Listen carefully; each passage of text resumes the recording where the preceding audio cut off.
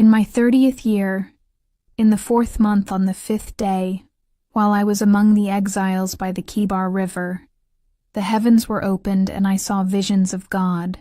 On the 5th of the month, it was the 5th year of the exile of King Jehoiakim, the word of the Lord came to Ezekiel the priest, the son of Buzi, by the Kibar River in the land of the Babylonians. There the hand of the Lord was on him. I looked, and I saw a windstorm coming out of the north, an immense cloud with flashing lightning and surrounded by brilliant light. The center of the fire looked like glowing metal, and in the fire was what looked like 4 living creatures. In appearance their form was human, but each of them had 4 faces and 4 wings. Their legs were straight, their feet were like those of a calf and gleamed like burnished bronze. Under their wings on their 4 sides they had human hands. All 4 of them had faces and wings, and the wings of one touched the wings of another. Each one went straight ahead. They did not turn as they moved. Their faces looked like this. Each of the 4 had the face of a human being, and on the right side each had the face of a lion, and on the left the face of an ox.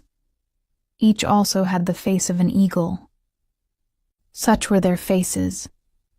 They each had 2 wings spreading out upward, each wing touching that of the creature on either side, and each had 2 other wings covering its body. Each one went straight ahead. Wherever the Spirit would go, they would go, without turning as they went. The appearance of the living creatures was like burning coals of fire, or like torches. Fire moved back and forth among the creatures.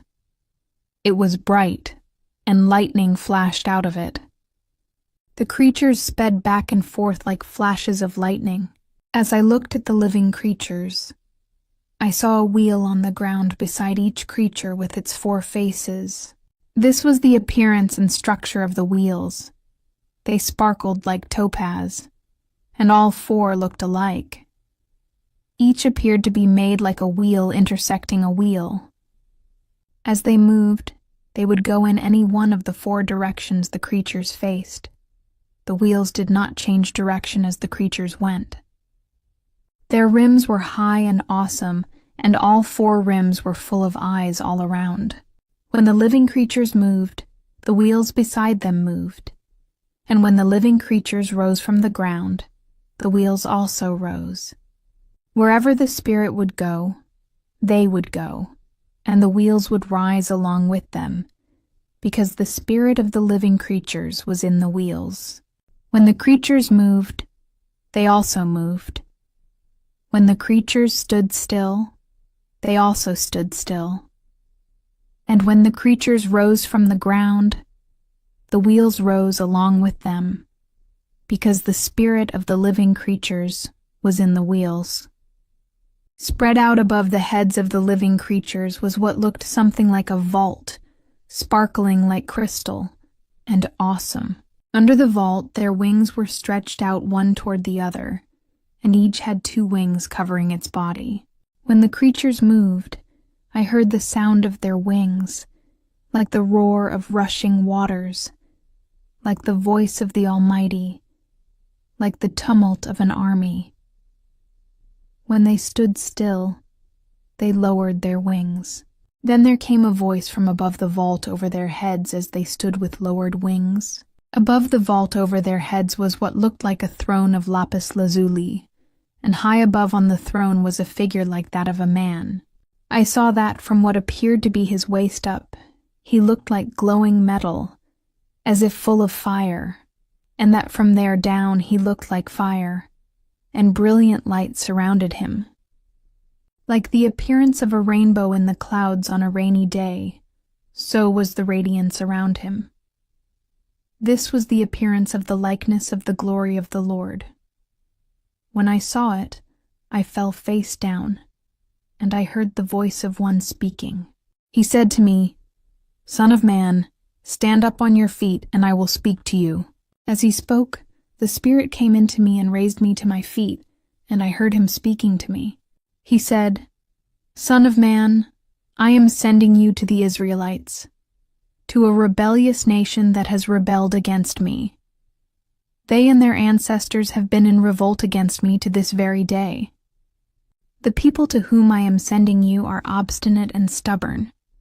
Say to them, 'This is what the Sovereign Lord says.' And whether they listen or fail to listen, for they are a rebellious people, they will know that a prophet has been among them. And you, son of man, do not be afraid of them or their words. Do not be afraid, though briars and thorns are all around you, and you live among scorpions. Do not be afraid of what they say, or be terrified by them, though they are a rebellious people. You must speak my words to them, whether they listen or fail to listen, for they are rebellious. But you, son of man, listen to what I say to you. Do not rebel like that rebellious people. Open your mouth and eat what I give you." Then I looked, and I saw a hand stretched out to me. In it was a scroll, which he unrolled before me.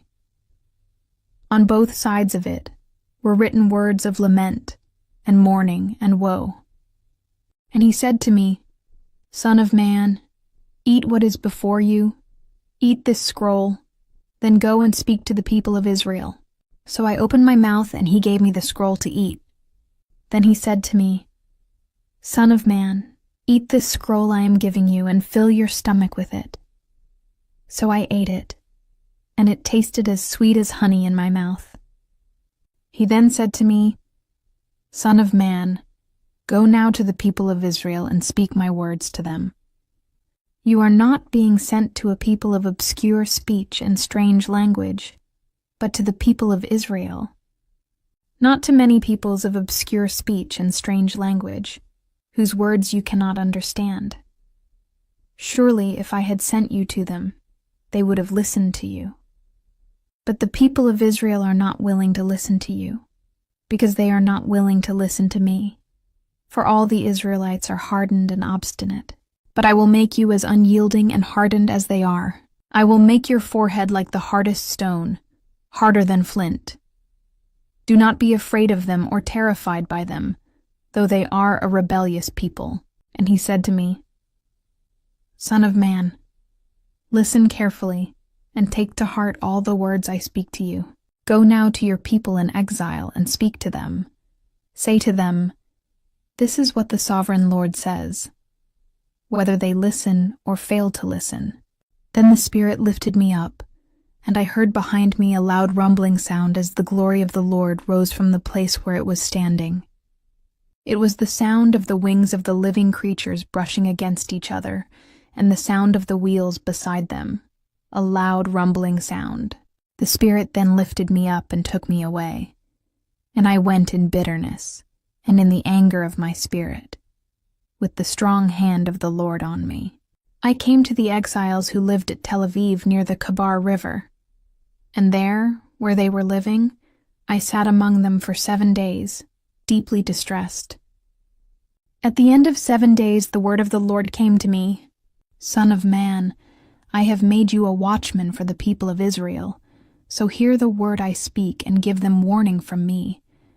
When I say to a wicked person, 'You will surely die,' and you do not warn them or speak out to dissuade them from their evil ways in order to save their life, that wicked person will die for their sin, and I will hold you accountable for their blood.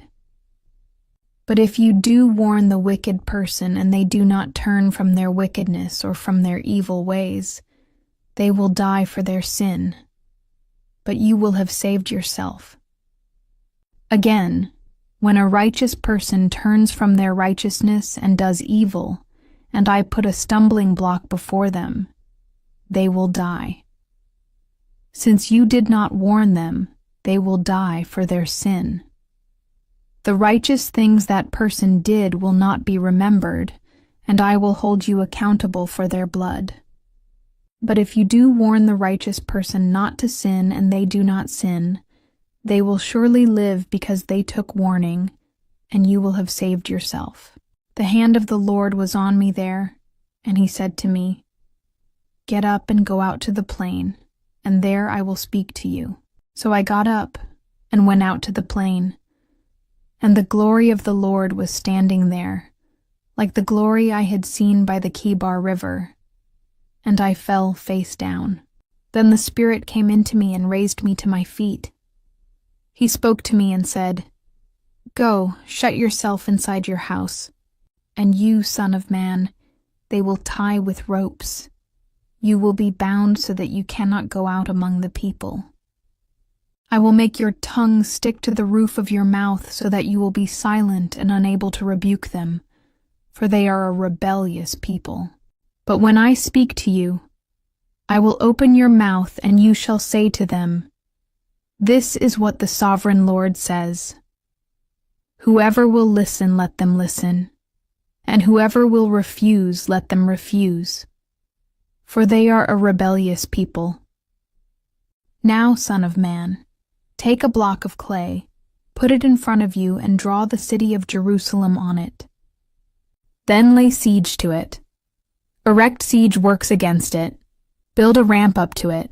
Set up camps against it, and put battering rams around it. Then take an iron pan. Place it as an iron wall between you and the city, and turn your face toward it. It will be under siege, and you shall besiege it. This will be a sign to the people of Israel. Then lie on your left side and put the sin of the people of Israel upon yourself. You are to bear their sin for the number of days you lie on your side. I have assigned you the same number of days as the years of their sin. So for 390 days you will bear the sin of the people of Israel. After you have finished this, lie down again, this time on your right side, and bear the sin of the people of Judah. I have assigned you 40 days, a day for each year. Turn your face toward the siege of Jerusalem, and with bared arm prophesy against her. I will tie you up with ropes so that you cannot turn from one side to the other until you have finished the days of your siege. Take wheat and barley, beans and lentils, millet and spelt. Put them in a storage jar and use them to make bread for yourself. You are to eat it during the 390 days you lie on your side. Weigh out 20 shekels of food to eat each day and eat it at set times. Also measure out 1/6 of a hin of water and drink it at set times. Eat the food as you would a loaf of barley bread. Bake it in the sight of the people, using human excrement for fuel. The Lord said, "In this way the people of Israel will eat defiled food among the nations where I will drive them." Then I said, "Not so, Sovereign Lord. I have never defiled myself. From my youth until now I have never eaten anything found dead or torn by wild animals. No impure meat has ever entered my mouth." "Very well," he said. "I will let you bake your bread over cow dung instead of human excrement." He then said to me, "Son of man, I am about to cut off the food supply in Jerusalem. The people will eat rationed food in anxiety and drink rationed water in despair, for food and water will be scarce. They will be appalled at the sight of each other and will waste away because of their sin. Now, son of man, take a sharp sword and use it as a barber's razor to shave your head and your beard. Then take a set of scales and divide up the hair. When the days of your siege come to an end, burn 1/3 of the hair inside the city. Take 1/3 and strike it with the sword all around the city, and scatter 1/3 to the wind, for I will pursue them with drawn sword. But take a few hairs and tuck them away in the folds of your garment. Again, take a few of these and throw them into the fire and burn them up. A fire will spread from there to all Israel. This is what the Sovereign Lord says. This is Jerusalem, which I have set in the center of the nations, with countries all around her. Yet in her wickedness she has rebelled against my laws and decrees more than the nations and countries around her. She has rejected my laws and has not followed my decrees. Therefore, this is what the Sovereign Lord says. You have been more unruly than the nations around you, and have not followed my decrees or kept my laws. You have not even conformed to the standards of the nations around you. Therefore, this is what the Sovereign Lord says. I myself am against you, Jerusalem, and I will inflict punishment on you in the sight of the nations. Because of all your detestable idols, I will do to you what I have never done before and will never do again. Therefore, in your midst parents will eat their children, and children will eat their parents. I will inflict punishment on you and will scatter all your survivors to the winds. Therefore, as surely as I live, declares the Sovereign Lord, because you have defiled my sanctuary with all your vile images and detestable practices, I myself will shave you. I will not look on you with pity or spare you. A third of your people will die of the plague or perish by famine inside you. A third will fall by the sword outside your walls, and a third I will scatter to the winds and pursue with drawn sword. Then my anger will cease, and my wrath against them will subside, and I will be avenged. And when I have spent my wrath on them, they will know that I, the Lord, have spoken in my zeal. I will make you a ruin and a reproach among the nations around you, in the sight of all who pass by. You will be a reproach and a taunt, a warning and an object of horror to the nations around you, when I inflict punishment on you in anger, and in wrath, and with stinging rebuke. I, the Lord, have spoken. When I shoot at you with my deadly and destructive arrows of famine, I will shoot to destroy you. I will bring more and more famine upon you, and cut off your supply of food. I will send famine and wild beasts against you, and they will leave you childless. Plague and bloodshed will sweep through you, and I will bring the sword against you. I, the Lord, have spoken. The word of the Lord came to me. Son of man, set your face against the mountains of Israel, prophesy against them, and say, You mountains of Israel, hear the word of the Sovereign Lord. This is what the Sovereign Lord says to the mountains and hills, to the ravines and valleys. I am about to bring a sword against you, and I will destroy your high places. Your altars will be demolished, and your incense altars will be smashed, and I will slay your people in front of your idols. I will lay the dead bodies of the Israelites in front of their idols, and I will scatter your bones around your altars. Wherever you live, the towns will be laid waste and the high places demolished, so that your altars will be laid waste and devastated, your idols smashed and ruined, your incense altars broken down, and what you have made wiped out. Your people will fall slain among you, and you will know that I am the Lord. But I will spare some, for some of you will escape the sword when you are scattered among the lands and nations. Then in the nations where they have been carried captive, those who escape will remember me, how I have been grieved by their adulterous hearts, which have turned away from me, and by their eyes, which have lusted after their idols. They will loathe themselves for the evil they have done, and for all their detestable practices. And they will know that I am the Lord. I did not threaten in vain to bring this calamity on them. This is what the Sovereign Lord says. Strike your hands together and stamp your feet and cry out, Alas, because of all the wicked and detestable practices of the people of Israel, for they will fall by the sword, famine, and plague.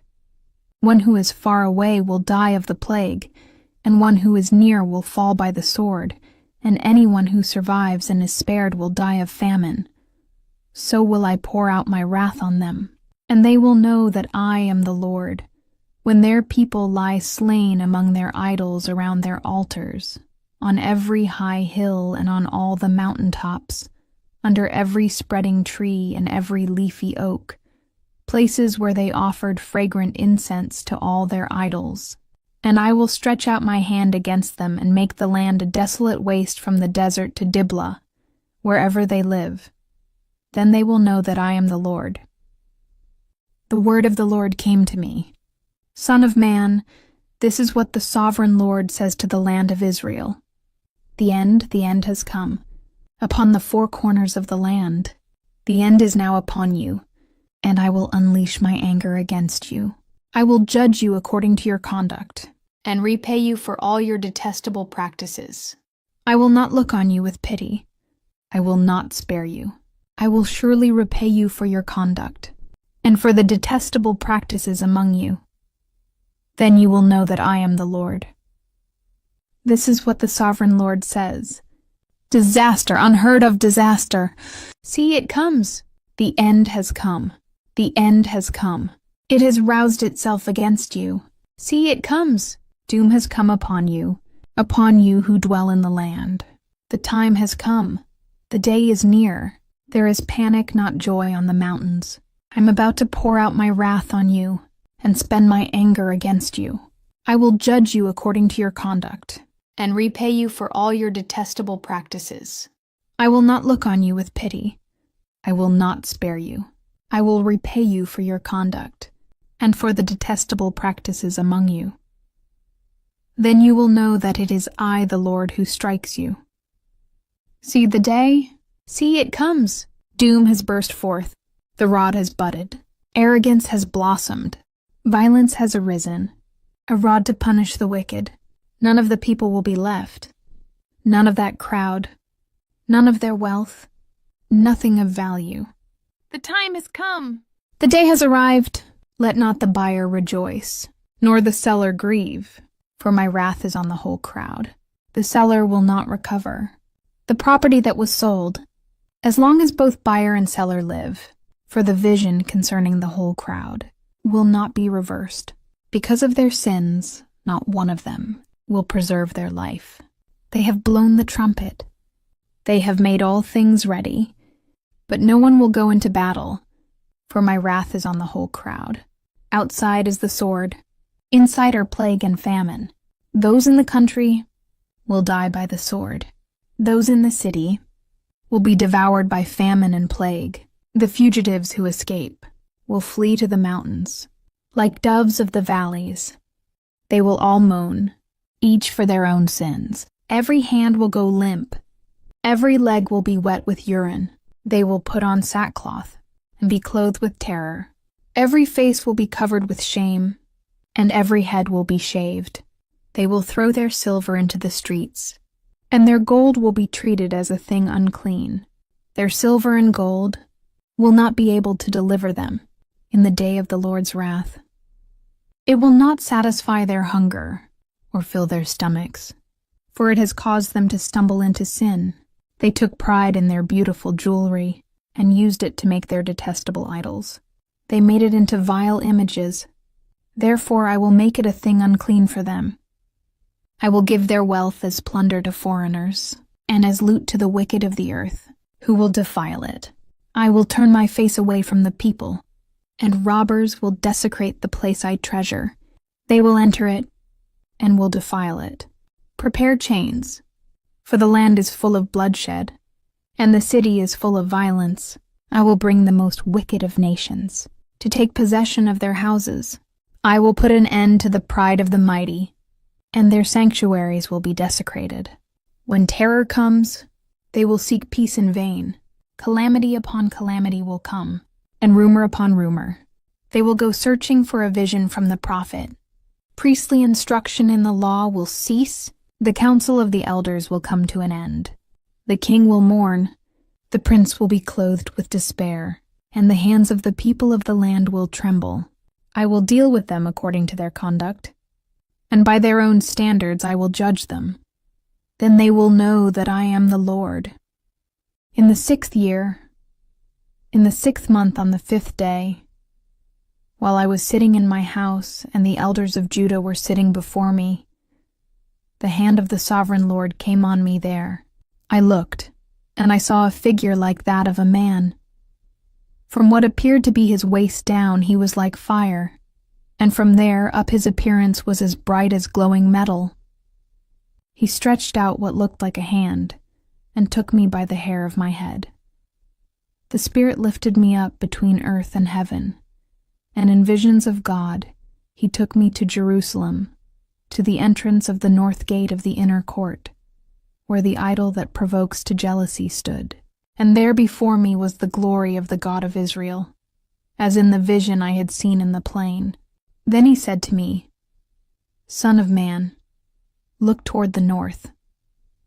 So I looked, and in the entrance north of the gate of the altar, I saw this idol of jealousy. And he said to me, "Son of man, do you see what they are doing? The utterly detestable things the Israelites are doing here, things that will drive me far from my sanctuary. But you will see things that are even more detestable." Then he brought me to the entrance to the court. I looked, and I saw a hole in the wall. He said to me, "Son of man, now dig into the wall." So I dug into the wall and saw a doorway there. And he said to me, "Go in and see the wicked and detestable things they are doing here." So I went in and looked, and I saw portrayed all over the walls all kinds of crawling things and unclean animals, and all the idols of Israel. In front of them stood 70 elders of Israel, and Jazaniah son of Shaphan was standing among them.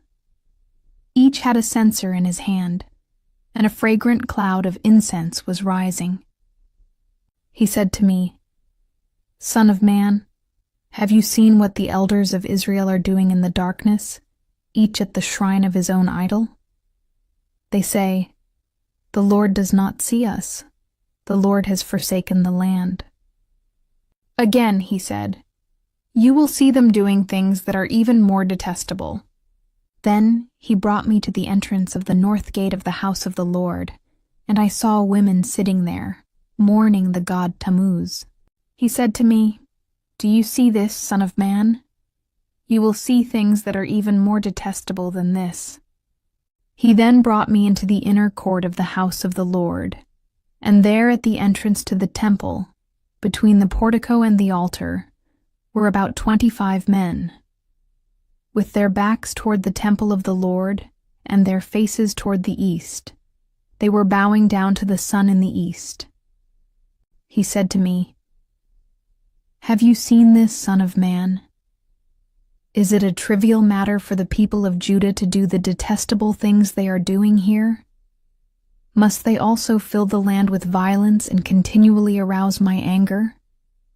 Look at them putting the branch to their nose. Therefore I will deal with them in anger. I will not look on them with pity or spare them. Although they shout in my ears, I will not listen to them." Then I heard him call out in a loud voice, "Bring near those who are appointed to execute judgment on the city, each with a weapon in his hand." And I saw 6 men coming from the direction of the upper gate, which faces north, each with a deadly weapon in his hand. With them was a man clothed in linen, who had a writing kit at his side. They came in and stood beside the bronze altar. Now the glory of the God of Israel went up from above the cherubim, where it had been, and moved to the threshold of the temple. Then the Lord called to the man clothed in linen who had the writing kit at his side, and said to him, "Go throughout the city of Jerusalem, and put a mark on the foreheads of those who grieve and lament over all the detestable things that are done in it." As I listened, he said to the others, "Follow him through the city and kill, without showing pity or compassion. Slaughter the old men, the young men and women, the mothers and children, but do not touch anyone who has the mark. Begin at my sanctuary." So they began with the old men who were in front of the temple. Then he said to them, "Defile the temple and fill the courts with the slain. Go." So they went out and began killing throughout the city. While they were killing, and I was left alone, I fell face down, crying out, "Alas, Sovereign Lord, Are you going to destroy the entire remnant of Israel in this outpouring of your wrath on Jerusalem? He answered me, The sin of the people of Israel and Judah is exceedingly great. The land is full of bloodshed and the city is full of injustice. They say, The Lord has forsaken the land. The Lord does not see. So I will not look on them with pity or spare them, but I will bring down on their own heads what they have done. Then the man in linen with the writing kit at his side brought back word, saying, I have done as you commanded. I looked, and I saw the likeness of a throne of lapis lazuli above the vault that was over the heads of the cherubim. The Lord said to the man clothed in linen, Go in among the wheels beneath the cherubim. Fill your hands with burning coals from among the cherubim and scatter them over the city. And as I watched, he went in. Now the cherubim were standing on the south side of the temple when the man went in, and a cloud filled the inner court. Then the glory of the Lord rose from above the cherubim and moved to the threshold of the temple. The cloud filled the temple, and the court was full of the radiance of the glory of the Lord. The sound of the wings of the cherubim could be heard as far away as the outer court, like the voice of God Almighty when he speaks. When the Lord commanded the man in linen, Take fire from among the wheels, from among the cherubim. The man went in and stood beside a wheel. Then one of the cherubim reached out his hand to the fire that was among them. He took up some of it and put it into the hands of the man in linen, who took it and went out. Under the wings of the cherubim could be seen what looked like human hands. I looked, and I saw beside the cherubim 4 wheels, one beside each of the cherubim. The wheels sparkled like topaz. As for their appearance, the 4 of them looked alike. Each was like a wheel intersecting a wheel. As they moved, they would go in any one of the 4 directions the cherubim faced. The wheels did not turn about as the cherubim went. The cherubim went in whatever direction the head faced, without turning as they went. Their entire bodies, including their backs, their hands, and their wings, were completely full of eyes, as were their 4 wheels. I heard the wheels being called the whirling wheels. Each of the cherubim had 4 faces. One face was that of a cherub, the second the face of a human being, the third the face of a lion, and the fourth the face of an eagle. Then the cherubim rose upward. These were the living creatures I had seen by the Kebar River. When the cherubim moved, the wheels beside them moved, and when the cherubim spread their wings to rise from the ground, the wheels did not leave their side. When the cherubim stood still, they also stood still. And when the cherubim rose, they rose with them, because the spirit of the living creatures was in them. Then the glory of the Lord departed from over the threshold of the temple and stopped above the cherubim. While I watched, the cherubim spread their wings and rose from the ground, and as they went, the wheels went with them. They stopped at the entrance of the east gate of the Lord's house, and the glory of the God of Israel was above them.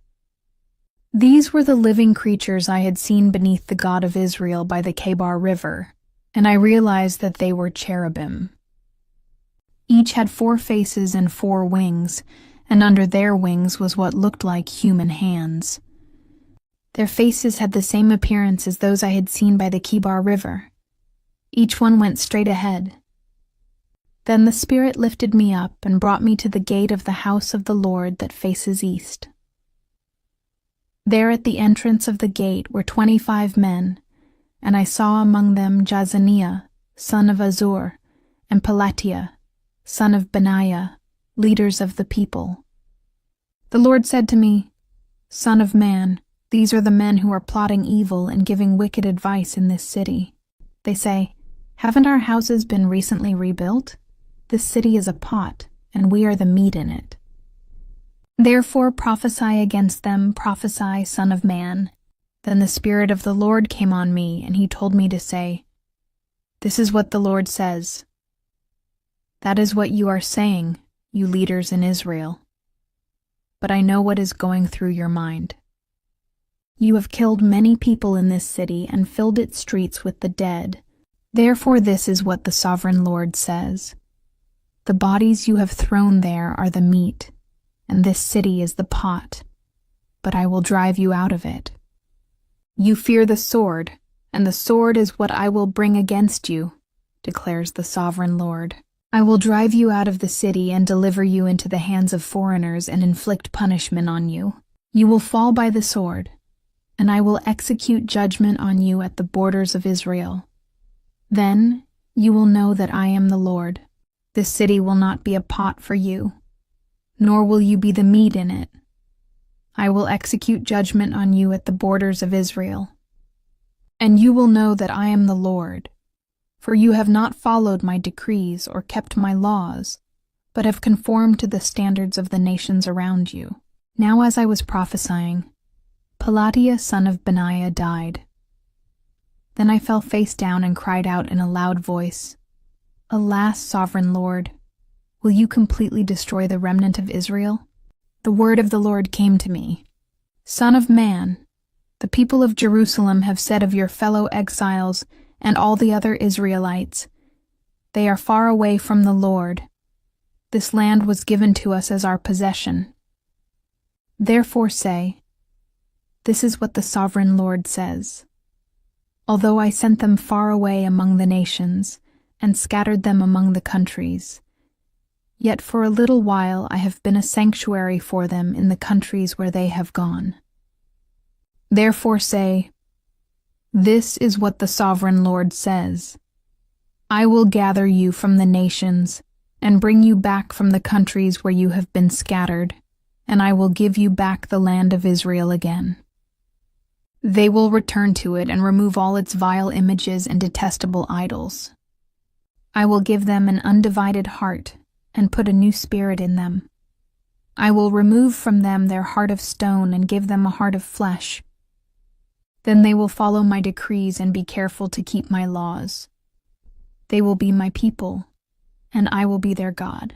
But as for those whose hearts are devoted to their vile images and detestable idols, I will bring down on their own heads what they have done, declares the sovereign Lord. Then the cherubim, with the wheels beside them, spread their wings, and the glory of the God of Israel was above them.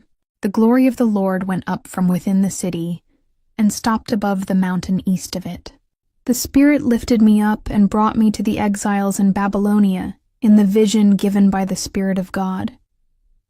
Then the vision I had seen went up from me, and I told the exiles everything the Lord had shown me. The word of the Lord came to me, Son of man, you are living among a rebellious people. They have eyes to see but do not see, and ears to hear but do not hear, for they are a rebellious people. Therefore, Son of man, pack your belongings for exile, and in the daytime, as they watch, set out and go from where you are to another place. Perhaps they will understand, though they are a rebellious people. During the daytime, while they watch, bring out your belongings packed for exile. Then in the evening, while they are watching, go out like those who go into exile. While they watch, dig through the wall and take your belongings out through it. Put them on your shoulder as they are watching and carry them out at dusk. Cover your face so that you cannot see the land, for I have made you a sign to the Israelites. So I did as I was commanded. During the day I brought out my things packed for exile. Then in the evening I dug through the wall with my hands. I took my belongings out at dusk, carrying them on my shoulders while they watched. In the morning the word of the Lord came to me, Son of man, did not the Israelites, that rebellious people, ask you, what are you doing? Say to them, this is what the sovereign Lord says. This prophecy concerns the prince in Jerusalem and all the Israelites who are there. Say to them, I am a sign to you. As I have done, so it will be done to them. They will go into exile as captives. The prince among them will put his things on his shoulder at dusk and leave, and a hole will be dug in the wall for him to go through. He will cover his face so that he cannot see the land. I will spread my net for him, and he will be caught in my snare. I will bring him to Babylonia, the land of the Chaldeans, but he will not see it, and there he will die. I will scatter to the winds all those around him, his staff and all his troops, and I will pursue them with drawn sword. They will know that I am the Lord, when I disperse them among the nations and scatter them through the countries. But I will spare a few of them from the sword, famine, and plague, so that in the nations where they go, they may acknowledge all their detestable practices. Then they will know that I am the Lord. The word of the Lord came to me. Son of man, tremble as you eat your food, and shudder in fear as you drink your water. Say to the people of the land, this is what the sovereign Lord says about those living in Jerusalem and in the land of Israel. They will eat their food in anxiety and drink their water in despair, for their land will be stripped of everything in it because of the violence of all who live there. The inhabited towns will be laid waste and the land will be desolate. Then you will know that I am the Lord. The word of the Lord came to me. Son of man, what is this proverb you have in the land of Israel? The days go by and every vision comes to nothing. Say to them, this is what the sovereign Lord says. I am going to put an end to this proverb, and they will no longer quote it in Israel. Say to them, the days are near when every vision will be fulfilled. For there will be no more false visions or flattering divinations among the people of Israel. But I, the Lord, will speak what I will, and it shall be fulfilled without delay. For in your days, you rebellious people, I will fulfill whatever I say, declares the sovereign Lord. The word of the Lord came to me. Son of man, the Israelites are saying, the vision he sees is for many years from now, and he prophesies about the distant future. Therefore say to them, this is what the sovereign Lord says. None of my words will be delayed any longer. Whatever I say will be fulfilled, declares the sovereign Lord. The word of the Lord came to me. Son of man, prophesy against the prophets of Israel who are now prophesying.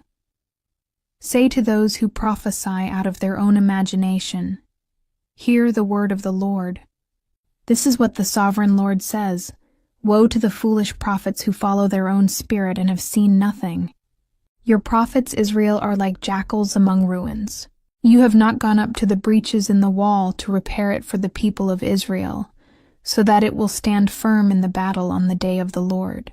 Their visions are false, and their divinations a lie.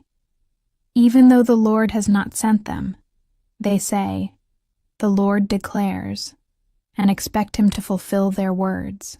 Have you not seen false visions and uttered lying divinations when you say, the Lord declares, though I have not spoken? Therefore this is what the sovereign Lord says. Because of your false words and lying visions, I am against you, declares the sovereign Lord. My hand will be against the prophets who see false visions and utter lying divinations. They will not belong to the council of my people or be listed in the records of Israel, nor will they enter the land of Israel. Then you will know that I am the sovereign Lord, because they lead my people astray, saying, peace, when there is no peace, and because when a flimsy wall is built, they cover it with whitewash. Therefore tell those who cover it with whitewash that it is going to fall. Rain will come in torrents, and I will send hailstones hurtling down, and violent winds will burst forth. When the wall collapses, will people not ask you, where is the whitewash you covered it with? Therefore this is what the sovereign Lord says. In my wrath I will unleash a violent wind, and in my anger hailstones and torrents of rain will fall with destructive fury. I will tear down the wall you have covered with whitewash, and will level it to the ground so that its foundation will be laid bare. When it falls, you will be destroyed in it, and you will know that I am the Lord. So I will pour out my wrath against the wall and against those who covered it with whitewash. I will say to you, the wall is gone, and so are those who whitewashed it. Those prophets of Israel who prophesied to Jerusalem and saw visions of peace for her when there was no peace, declares the sovereign Lord. Now, Son of Man, set your face against the daughters of your people who prophesy out of their own imagination. Prophesy against them, and say, this is what the sovereign Lord says. Woe to the women who sew magic charms on all their wrists and make veils of various lengths for their heads in order to ensnare people. Will you ensnare the lives of my people but preserve your own?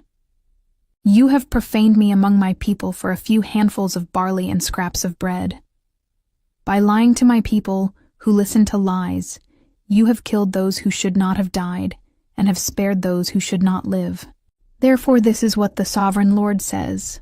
I am against your magic charms with which you ensnare people like birds, and I will tear them from your arms.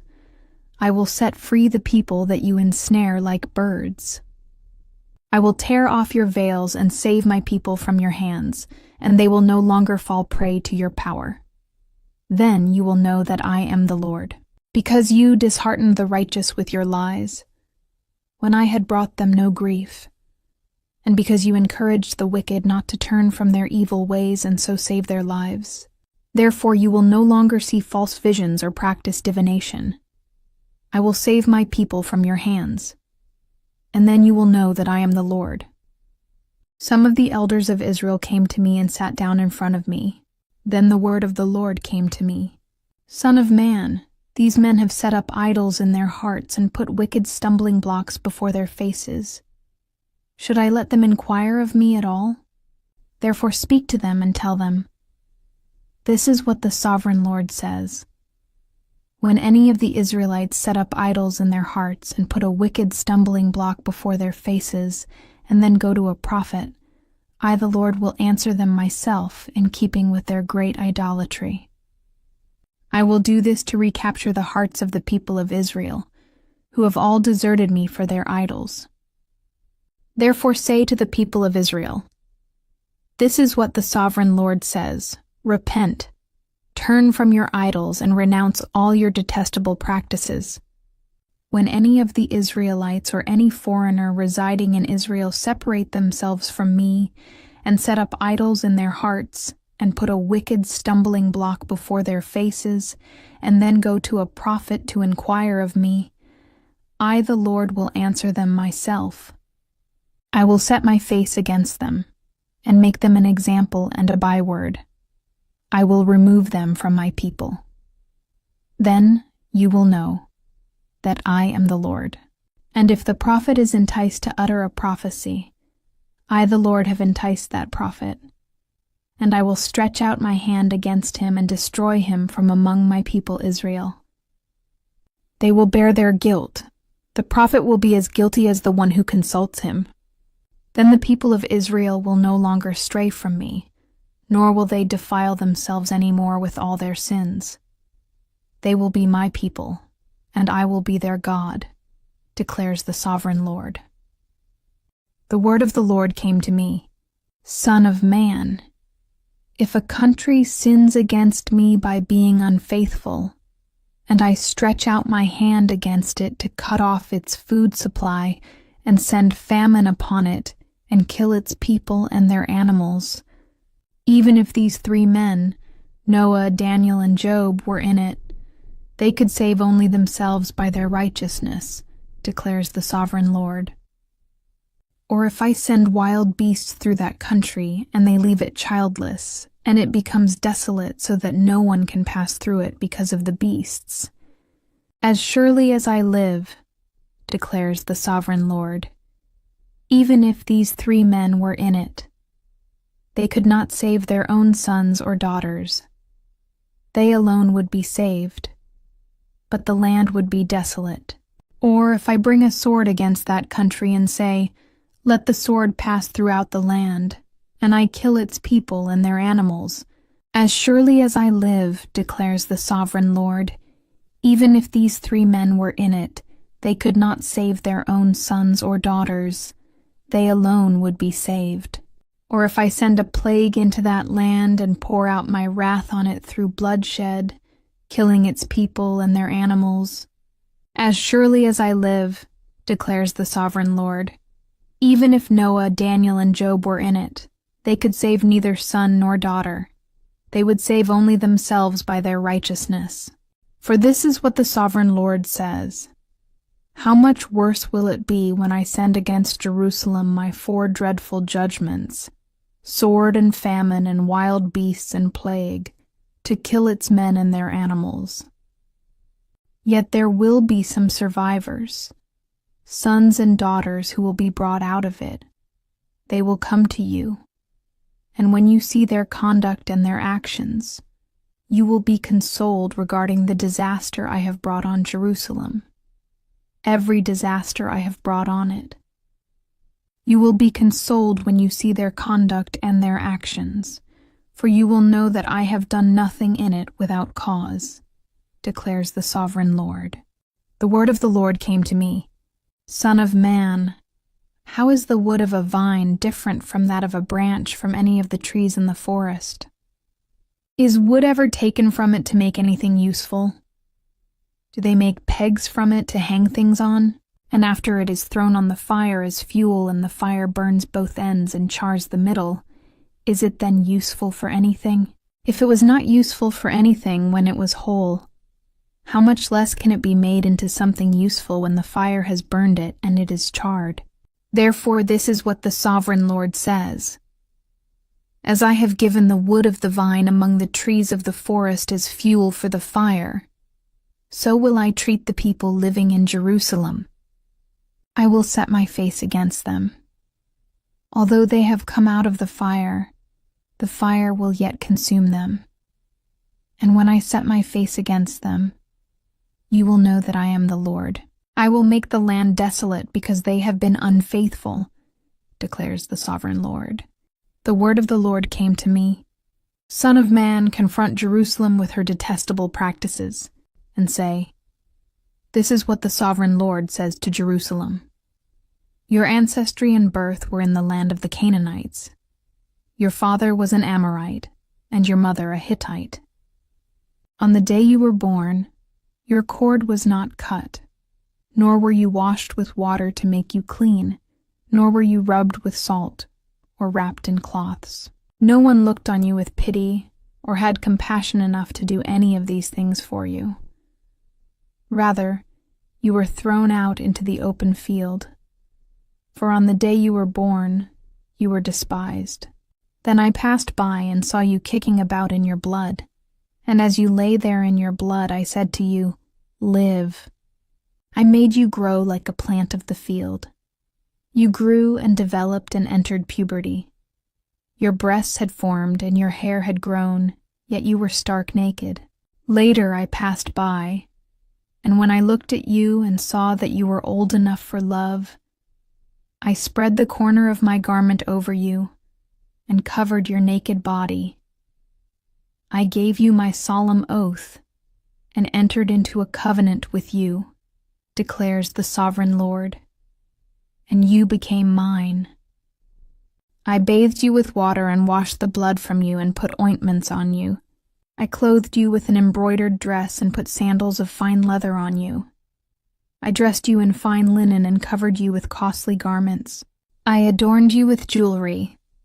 I put bracelets on your arms and a necklace around your neck, and I put a ring on your nose, earrings on your ears, and a beautiful crown on your head. So you were adorned with gold and silver. Your clothes were of fine linen and costly fabric and embroidered cloth. Your food was honey, olive oil, and the finest flour. You became very beautiful and rose to be a queen. And your fame spread among the nations on account of your beauty, because the splendor I had given you made your beauty perfect, declares the sovereign Lord. But you trusted in your beauty and used your fame to become a prostitute. You lavished your favors on anyone who passed by, and your beauty became his. You took some of your garments to make gaudy high places, where you carried on your prostitution. You went to him, and he possessed your beauty. You also took the fine jewelry I gave you, the jewelry made of my gold and silver, and you made for yourself male idols and engaged in prostitution with them. And you took your embroidered clothes to put on them, and you offered my oil and incense before them. Also the food I provided for you, the flour, olive oil, and honey I gave you to eat, you offered as fragrant incense before them. That is what happened, declares the Sovereign Lord. And you took your sons and daughters whom you bore to me, and sacrificed them as food to the idols. Was your prostitution not enough? You slaughtered my children and sacrificed them to the idols. In all your detestable practices and your prostitution, you did not remember the days of your youth, when you were naked and bare, kicking about in your blood. Woe, woe to you, declares the Sovereign Lord. In addition to all your other wickedness, you built a mound for yourself and made a lofty shrine in every public square. At every street corner you built your lofty shrines and degraded your beauty, spreading your legs with increasing promiscuity to anyone who passed by. You engaged in prostitution with the Egyptians, your neighbors with large genitals, and aroused my anger with your increasing promiscuity. So I stretched out my hand against you and reduced your territory. I gave you over to the greed of your enemies, the daughters of the Philistines, who were shocked by your lewd conduct. You engaged in prostitution with the Assyrians too, because you were insatiable, and even after that, you still were not satisfied. Then you increased your promiscuity to include Babylonia, a land of merchants, but even with this you were not satisfied. I am filled with fury against you, declares the Sovereign Lord, when you do all these things, acting like a brazen prostitute. When you built your mounds at every street corner and made your lofty shrines in every public square, you were unlike a prostitute because you scorned payment. You adulterous wife, you prefer strangers to your own husband. All prostitutes receive gifts, but you give gifts to all your lovers, bribing them to come to you from everywhere for your illicit favors. So in your prostitution you are the opposite of others. No one runs after you for your favors. You are the very opposite, for you give payment and none is given to you. Therefore, you prostitute, hear the word of the Lord. This is what the Sovereign Lord says. Because you poured out your lust and exposed your naked body in your promiscuity with your lovers, and because of all your detestable idols, and because you gave them your children's blood, therefore I am going to gather all your lovers, with whom you found pleasure, those you loved, as well as those you hated. I will gather them against you from all around, and will strip you in front of them, and they will see you stark naked. I will sentence you to the punishment of women who commit adultery and who shed blood. I will bring on you the blood vengeance of my wrath and jealous anger. Then I will deliver you into the hands of your lovers, and they will tear down your mounds and destroy your lofty shrines. They will strip you of your clothes, and take your fine jewelry, and leave you stark naked. They will bring a mob against you, who will stone you and hack you to pieces with their swords. They will burn down your houses and inflict punishment on you in the sight of many women. I will put a stop to your prostitution, and you will no longer pay your lovers. Then my wrath against you will subside, and my jealous anger will turn away from you. I will be calm and no longer angry. Because you did not remember the days of your youth, but enraged me with all these things, I will surely bring down on your head what you have done, declares the Sovereign Lord. Did you not add lewdness to all your other detestable practices? Everyone who quotes Proverbs will quote this proverb about you. Like mother, like daughter. You are a true daughter of your mother, who despised her husband and her children. and you are a true sister of your sisters, who despised their husbands and their children. Your mother was a Hittite, and your father an Amorite. Your older sister was Samaria, who lived to the north of you with her daughters. And your younger sister, who lived to the south of you with her daughters, was Sodom. You not only followed their ways and copied their detestable practices, but in all your ways you soon became more depraved than they. As surely as I live, declares the sovereign Lord, your sister Sodom and her daughters never did what you and your daughters have done. Now this was the sin of your sister Sodom. She and her daughters were arrogant, overfed, and unconcerned. They did not help the poor and needy. They were haughty and did detestable things before me. Therefore I did away with them, as you have seen. Samaria did not commit half the sins you did. You have done more detestable things than they, and have made your sister seem righteous by all these things you have done. Bear your disgrace, for you have furnished some justification for your sisters. Because your sins were more vile than theirs, they appear more righteous than you. So then, be ashamed and bear your disgrace, for you have made your sisters appear righteous. However, I will restore the fortunes of Sodom and her daughters, and of Samaria and her daughters, and your fortunes along with them, so that you may bear your disgrace, and be ashamed of all you have done in giving them comfort. And your sisters, Sodom with her daughters and Samaria with her daughters, will return to what they were before, and you and your daughters will return to what you were before. You would not even mention your sister Sodom in the day of your pride, before your wickedness was uncovered. Even so, you are now scorned by the daughters of Edom and all her neighbors and the daughters of the Philistines, all those around you who despise you. You will bear the consequences of your lewdness and your detestable practices, declares the Lord. This is what the sovereign Lord says. I will deal with you as you deserve, because you have despised my oath by breaking the covenant. Yet I will remember the covenant I made with you in the days of your youth, and I will establish an everlasting covenant with you. Then you will remember your ways and be ashamed when you receive your sisters, both those who are older than you and those who are younger. I will give them to you as daughters, but not on the basis of my covenant with you. So I will establish my covenant with you, and you will know that I am the Lord.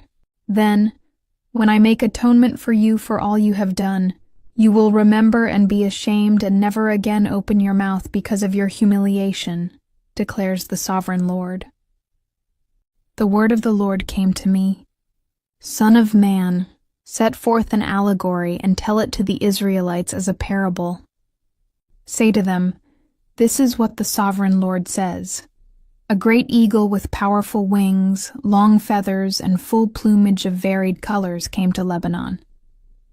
Taking hold of the top of a cedar, he broke off its topmost shoot and carried it away to a land of merchants, where he planted it in a city of traders. He took one of the seedlings of the land and put it in fertile soil. He planted it like a willow by abundant water, and it sprouted and became a low, spreading vine. Its branches turned toward him, but its roots remained under it. So it became a vine, and produced branches, and put out leafy boughs. But there was another great eagle with powerful wings and full plumage. The vine now sent out its roots toward him from the plot where it was planted, and stretched out its branches to him for water. It had been planted in good soil by abundant water, so that it would produce branches, bear fruit, and become a splendid vine. Say to them, this is what the sovereign Lord says. Will it thrive? Will it not be uprooted and stripped of its fruit so that it withers? All its new growth will wither. It will not take a strong arm or many people to pull it up by the roots. It has been planted, but will it thrive? Will it not wither completely when the east wind strikes it? wither away in the plot where it grew? Then the word of the Lord came to me. Say to this rebellious people, do you not know what these things mean? Say to them, the king of Babylon went to Jerusalem and carried off her king and her nobles, bringing them back with him to Babylon. Then he took a member of the royal family and made a treaty with him, putting him under oath. He also carried away the leading men of the land, so that the kingdom would be brought low, unable to rise again, surviving only by keeping his treaty. But the king rebelled against him by sending his envoys to Egypt to get horses and a large army. Will he succeed? Will he who does such things escape? Will he break the treaty and yet escape? As surely as I live, declares the sovereign Lord, he shall die in Babylon, in the land of the king who put him on the throne, whose oath he despised, and whose treaty he broke. Pharaoh with his mighty army and great horde will be of no help to him in war, when ramps are built and siege works erected to destroy many lives. He despised the oath by breaking the covenant. Because he had given his hand in pledge and yet did all these things, he shall not escape. Therefore, this is what the sovereign Lord says. As surely as I live, I will repay him for despising my oath and breaking my covenant. I will spread my net for him, and he will be caught in my snare. I will bring him to Babylon, and execute judgment on him there, because he was unfaithful to me. All his choice troops will fall by the sword, and the survivors will be scattered to the winds.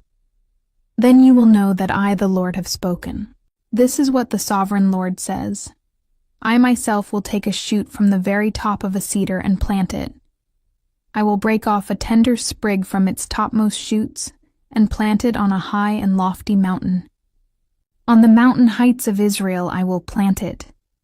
It will produce branches and bear fruit and become a splendid cedar. Birds of every kind will nest in it. They will find shelter in the shade of its branches. All the trees of the forest will know that I, the Lord, bring down the tall tree and make the low tree grow tall. I dry up the green tree and make the dry tree flourish. I, the Lord, have spoken, and I will do it. The word of the Lord came to me. What do you people mean by quoting this proverb about the land of Israel? The parents eat sour grapes, and the children's teeth are set on edge? As surely as I live, declares the sovereign Lord, you will no longer quote this proverb in Israel. For everyone belongs to me, the parent as well as the child. Both alike belong to me. The one who sins is the one who will die.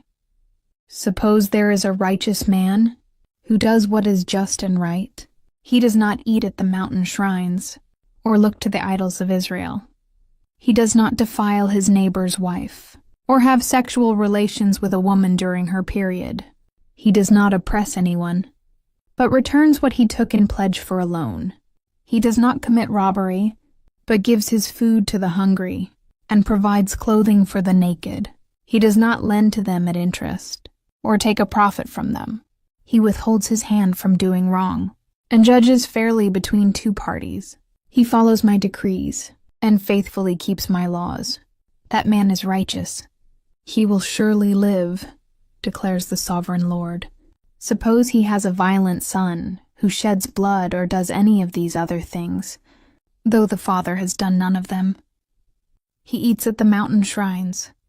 He defiles his neighbor's wife. He oppresses the poor and needy. He commits robbery. He does not return what he took in pledge. He looks to the idols. He does detestable things. He lends at interest and takes a profit. Will such a man live? He will not. Because he has done all these detestable things, he is to be put to death. His blood will be on his own head. But suppose this son has a son who sees all the sins his father commits, and though he sees them, he does not do such things.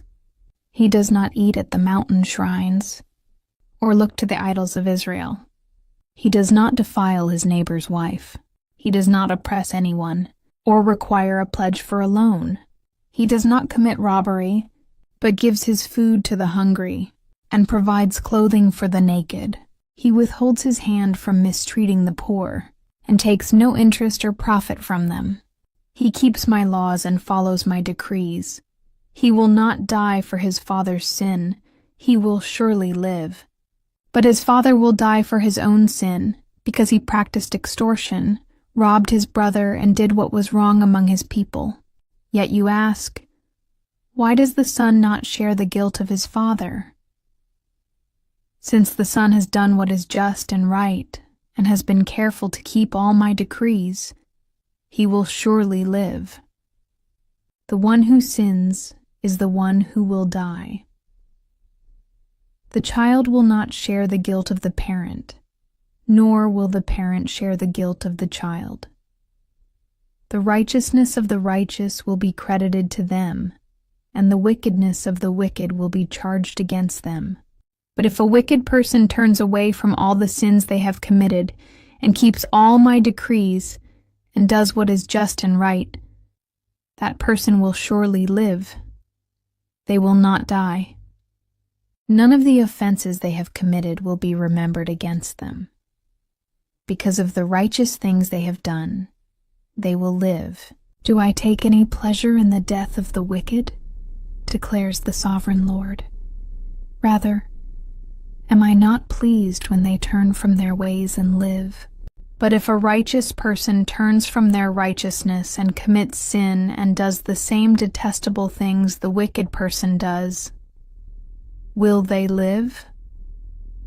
None of the righteous things that person has done will be remembered, because of the unfaithfulness they are guilty of, and because of the sins they have committed, they will die.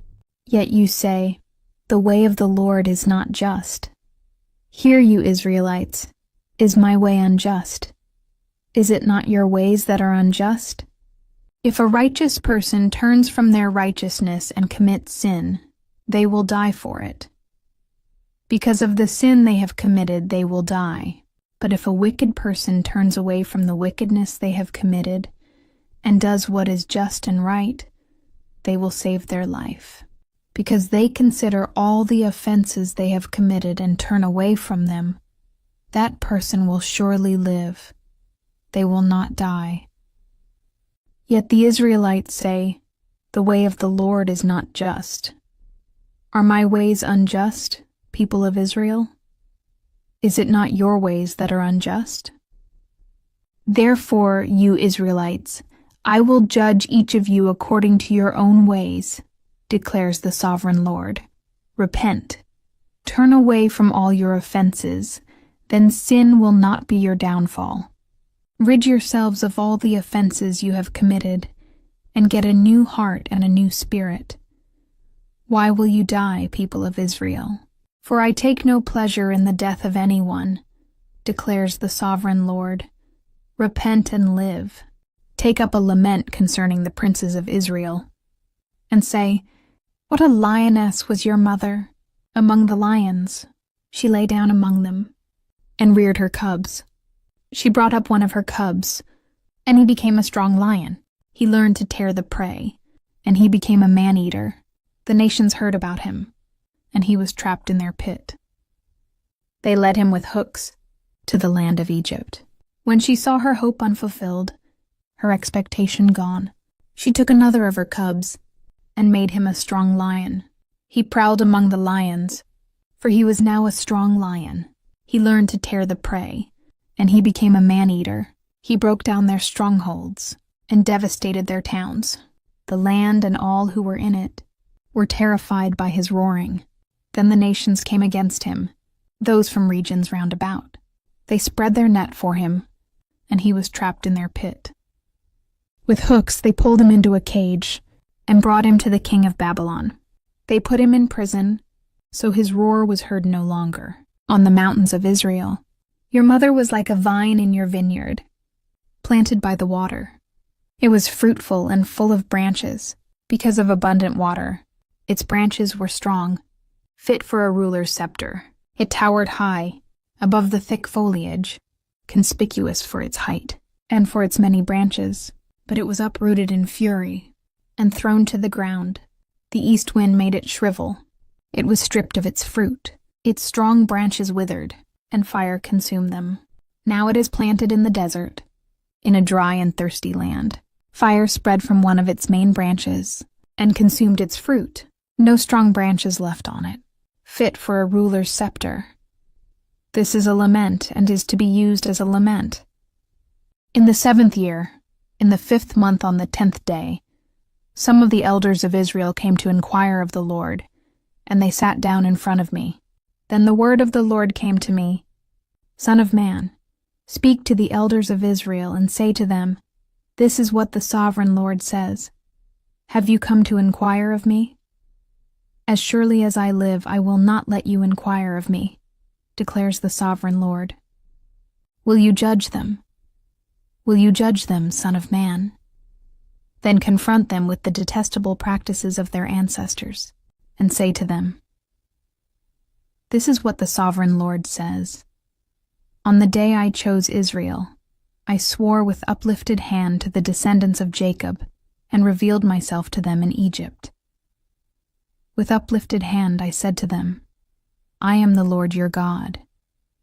On that day I swore to them that I would bring them out of Egypt into a land I had searched out for them, a land flowing with milk and honey, the most beautiful of all lands. And I said to them, Each of you, get rid of the vile images you have set your eyes on, and do not defile yourselves with the idols of Egypt. I am the Lord your God. But they rebelled against me, and would not listen to me. They did not get rid of the vile images they had set their eyes on, nor did they forsake the idols of Egypt. So I said I would pour out my wrath on them, and spend my anger against them in Egypt. But for the sake of my name, I brought them out of Egypt. I did it to keep my name from being profaned in the eyes of the nations among whom they lived, and in whose sight I had revealed myself to the Israelites. Therefore I led them out of Egypt and brought them into the wilderness. I gave them my decrees and made known to them my laws, by which the person who obeys them will live. Also I gave them my Sabbaths as a sign between us, so they would know that I the Lord made them holy. Yet the people of Israel rebelled against me in the wilderness. They did not follow my decrees but rejected my laws, by which the person who obeys them will live, and they utterly desecrated my Sabbaths. So I said I would pour out my wrath on them and destroy them in the wilderness. But for the sake of my name, I did what would keep it from being profaned in the eyes of the nations in whose sight I had brought them out. Also with uplifted hand I swore to them in the wilderness that I would not bring them into the land I had given them, a land flowing with milk and honey, the most beautiful of all lands, because they rejected my laws and did not follow my decrees and desecrated my Sabbaths. For their hearts were devoted to their idols. Yet I looked on them with pity and did not destroy them or put an end to them in the wilderness. I said to their children in the wilderness, Do not follow the statutes of your parents, or keep their laws, or defile yourselves with their idols. I am the Lord your God. Follow my decrees and be careful to keep my laws. Keep my Sabbaths holy, that they may be a sign between us. Then you will know that I am the Lord your God. But the children rebelled against me. They did not follow my decrees. They were not careful to keep my laws, of which I said, The person who obeys them will live by them. And they desecrated my Sabbaths. So I said, I would pour out my wrath on them and spend my anger against them in the wilderness. But I withheld my hand, and for the sake of my name, I did what would keep it from being profaned in the eyes of the nations, in whose sight I had brought them out. Also with uplifted hand, I swore to them in the wilderness that I would disperse them among the nations and scatter them through the countries, because they had not obeyed my laws, but had rejected my decrees and desecrated my Sabbaths. and their eyes lusted after their parents' idols. So I gave them other statutes that were not good, and laws through which they could not live. I defiled them through their gifts, the sacrifice of every firstborn, that I might fill them with horror so they would know that I am the Lord. Therefore, Son of man, speak to the people of Israel and say to them, This is what the sovereign Lord says. In this also your ancestors blasphemed me by being unfaithful to me. When I brought them into the land I had sworn to give them, and they saw any high hill or any leafy tree, there they offered their sacrifices, made offerings that aroused my anger, presented their fragrant incense, and poured out their drink offerings. Then I said to them, What is this high place you go to? It is called Bama to this day. Therefore say to the Israelites, This is what the sovereign Lord says. Will you defile yourselves the way your ancestors did and lust after their vile images? When you offer your gifts, the sacrifice of your children in the fire, you continue to defile yourselves with all your idols to this day. Am I to let you inquire of me, you Israelites? As surely as I live, declares the sovereign Lord, I will not let you inquire of me. You say, We want to be like the nations, like the peoples of the world, who serve wood and stone. But what you have in mind will never happen. As surely as I live, declares the sovereign Lord, I will reign over you with a mighty hand and an outstretched arm, and with outpoured wrath. I will bring you from the nations, and gather you from the countries where you have been scattered, with a mighty hand and an outstretched arm, and with outpoured wrath. I will bring you into the wilderness of the nations, and there, face to face, I will execute judgment upon you. As I judged your ancestors in the wilderness of the land of Egypt, so I will judge you, declares the sovereign Lord. I will take note of you as you pass under my rod, and I will bring you into the bond of the covenant. I will purge you of those who revolt and rebel against me. Although I will bring them out of the land where they are living, yet they will not enter the land of Israel. Then you will know that I am the Lord. As for you, people of Israel, this is what the sovereign Lord says. Go and serve your idols, every one of you. But afterward you will surely listen to me, and no longer profane my holy name with your gifts and idols. For on my holy mountain, the high mountain of Israel, declares the sovereign Lord, there in the land all the people of Israel will serve me, and there I will accept them. There I will require your offerings and your choice gifts, along with all your holy sacrifices.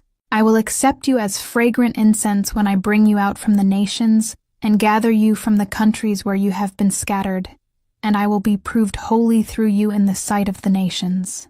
Then you will know that I am the Lord, when I bring you into the land of Israel, the land I had sworn with uplifted hand to give to your ancestors.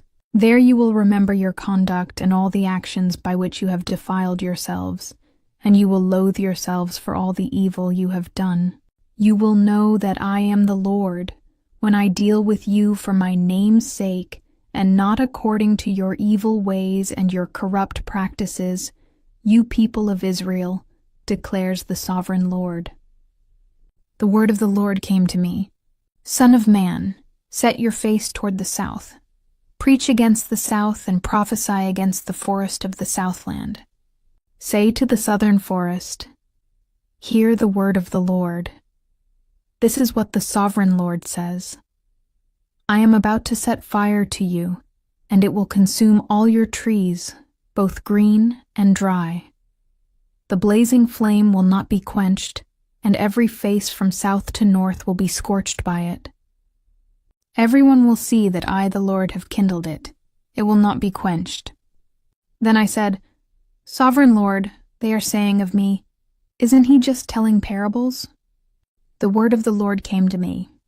Son of man, set your face against Jerusalem and preach against the sanctuary. Prophesy against the land of Israel, and say to her, This is what the Lord says. I am against you. I will draw my sword from its sheath and cut off from you both the righteous and the wicked. Because I am going to cut off the righteous and the wicked, my sword will be unsheathed against everyone from south to north. Then all people will know that I, the Lord, have drawn my sword from its sheath. It will not return again.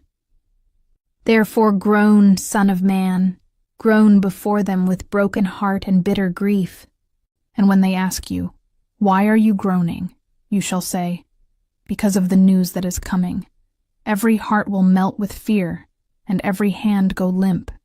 Every spirit will become faint, and every leg will be wet with urine. It is coming. It will surely take place, declares the sovereign Lord. The word of the Lord came to me. Son of man, prophesy and say, this is what the Lord says. A sword, sharpened and polished, sharpened for the slaughter, polished to flash like lightning. Shall we rejoice in the scepter of my royal son? The sword despises every such stick. The sword is appointed to be polished, to be grasped with the hand. It is sharpened and polished, made ready for the hand of the slayer. Cry out and wail, Son of man, for it is against my people. It is against all the princes of Israel. They are thrown to the sword, along with my people. Therefore beat your breast. Testing will surely come. And what if even the scepter, which the sword despises, does not continue? Declares the sovereign Lord. So then, Son of man, prophesy, and strike your hands together. Let the sword strike twice, even 3 times. It is a sword for slaughter, a sword for great slaughter, closing in on them from every side, so that hearts may melt with fear, and the fallen be many. I have stationed the sword for slaughter at all their gates. Look, it is forged to strike like lightning. It is grasped for slaughter. Slash to the right, you sword, then to the left, wherever your blade is turned. I too will strike my hands together, and my wrath will subside. I, the Lord, have spoken. The word of the Lord came to me. Son of man, mark out 2 roads for the sword of the king of Babylon to take, both starting from the same country. Make a signpost where the road branches off to the city. Mark out 1 road for the sword to come against Rabbah of the Ammonites, and another against Judah and fortified Jerusalem. For the king of Babylon will stop at the fork in the road, at the junction of the 2 roads, to seek an omen. He will cast lots with arrows. He will consult his idols. He will examine the liver. Into his right hand will come the lot for Jerusalem, where he is to set up battering rams, to give the command to slaughter, to sound the battle cry, to set battering rams against the gates, to build a ramp and to erect siege works. It will seem like a false omen to those who have sworn allegiance to him, but he will remind them of their guilt and take them captive. Therefore, this is what the sovereign Lord says. Because you people have brought to mind your guilt by your open rebellion, revealing your sins in all that you do, because you have done this, you will be taken captive. You profane and wicked prince of Israel, whose day has come, whose time of punishment has reached its climax. This is what the sovereign Lord says. Take off the turban, remove the crown. It will not be as it was. The lowly will be exalted, and the exalted will be brought low. A ruin! A ruin! I will make it a ruin. The crown will not be restored until he to whom it rightfully belongs shall come. To him I will give it. And you, Son of man, prophesy and say, this is what the sovereign Lord says about the Ammonites and their insults. A sword, drawn for the slaughter, polished to consume, and to flash like lightning, despite false visions concerning you, and lying divinations about you. It will be laid on the necks of the wicked who are to be slain, whose day has come, whose time of punishment has reached its climax. Let the sword return to its sheath. In the place where you were created, in the land of your ancestry, I will judge you. I will pour out my wrath on you, and breathe out my fiery anger against you. I will deliver you into the hands of brutal men, men skilled in destruction. You will be fuel for the fire. Your blood will be shed in your land. You will be remembered no more, for I, the Lord, have spoken. The word of the Lord came to me. Son of man, will you judge her? Will you judge this city of bloodshed? Then confront her with all her detestable practices, and say, This is what the sovereign Lord says. You city that brings on herself doom by shedding blood in her midst, and defiles herself by making idols. You have become guilty because of the blood you have shed, and have become defiled by the idols you have made. You have brought your days to a close, and the end of your years has come. Therefore, I will make you an object of scorn to the nations, and a laughingstock to all the countries. Those who are near and those who are far away will mock you, you infamous city, full of turmoil. See how each of the princes of Israel who are in you uses his power to shed blood. In you they have treated father and mother with contempt. In you they have oppressed the foreigner and mistreated the fatherless and the widow. You have despised my holy things and desecrated my Sabbaths. In you are slanderers who are bent on shedding blood. In you are those who eat at the mountain shrines and commit lewd acts. In you are those who dishonor their father's bed. In you are those who violate women during their period, when they are ceremonially unclean. In you, one man commits a detestable offense with his neighbor's wife. Another shamefully defiles his daughter-in-law, and another violates his sister, his own father's daughter. In you are people who accept bribes to shed blood. You take interest and make a profit from the poor. You extort unjust gain from your neighbors. And you have forgotten me, declares the sovereign Lord. I will surely strike my hands together at the unjust gain you have made, and at the blood you have shed in your midst. Will your courage endure, or your hands be strong in the day I deal with you? I, the Lord, have spoken, and I will do it. I will disperse you among the nations and scatter you through the countries, and I will put an end to your uncleanness. When you have been defiled in the eyes of the nations, you will know that I am the Lord.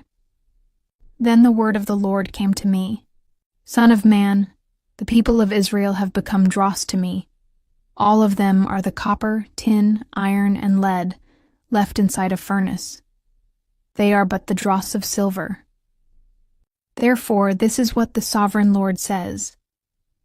Because you have all become dross, I will gather you into Jerusalem. As silver, copper, iron, lead, and tin are gathered into a furnace to be melted with a fiery blast, so will I gather you in my anger and my wrath and put you inside the city and melt you.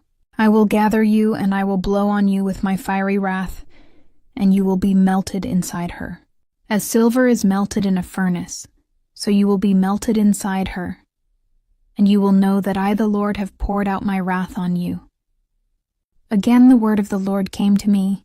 Son of man, say to the land, you are a land that has not been cleansed or rained on in the day of wrath.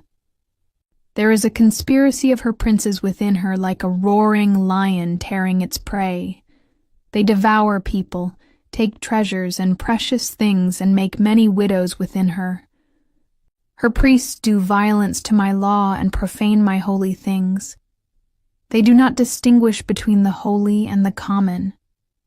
They teach that there is no difference between the unclean and the clean, and they shut their eyes to the keeping of my Sabbaths, so that I am profaned among them. Her officials within her are like wolves tearing their prey. They shed blood and kill people to make unjust gain. Her prophets whitewash these deeds for them by false visions and lying divinations. They say, "This is what the sovereign Lord says," when the Lord has not spoken. The people of the land practice extortion and commit robbery. They oppress the poor and needy and mistreat the foreigner, denying them justice. I looked for someone among them who would build up the wall and stand before me in the gap on behalf of the land, so I would not have to destroy it. But I found no one. So I will pour out my wrath on them and consume them with my fiery anger, bringing down on their own heads all they have done, declares the sovereign Lord. The word of the Lord came to me.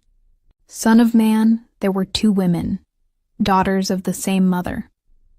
They became prostitutes in Egypt, engaging in prostitution from their youth.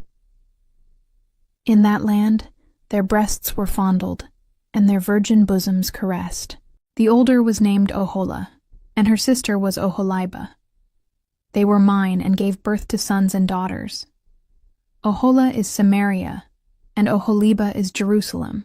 Oholah engaged in prostitution while she was still mine, and she lusted after her lovers, the Assyrians, warriors, clothed in blue, governors and commanders, all of them handsome young men and mounted horsemen. She gave herself as a prostitute to all the elite of the Assyrians, and defiled herself with all the idols of everyone she lusted after. She did not give up the prostitution she began in Egypt, when during her youth men slept with her, caressed her virgin bosom, and poured out their lust on her. Therefore, I delivered her into the hands of her lovers, the Assyrians, for whom she lusted. They stripped her naked, took away her sons and daughters, and killed her with the sword. She became a byword among women, and punishment was inflicted on her. Her sister Oholibah saw this, yet in her lust and prostitution she was more depraved than her sister. She too lusted after the Assyrians, governors and commanders, warriors in full dress, mounted horsemen, all handsome young men. I saw that she too defiled herself. Both of them went the same way. But she carried her prostitution still further. She saw men portrayed on a wall, figures of Chaldeans portrayed in red, with belts around their waists and flowing turbans on their heads. All of them looked like Babylonian chariot officers, natives of Chaldea. As soon as she saw them, she lusted after them and sent messengers to them in Chaldea.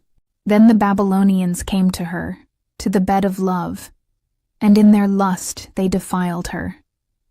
After she had been defiled by them, she turned away from them in disgust. When she carried on her prostitution openly and exposed her naked body, I turned away from her in disgust, just as I had turned away from her sister.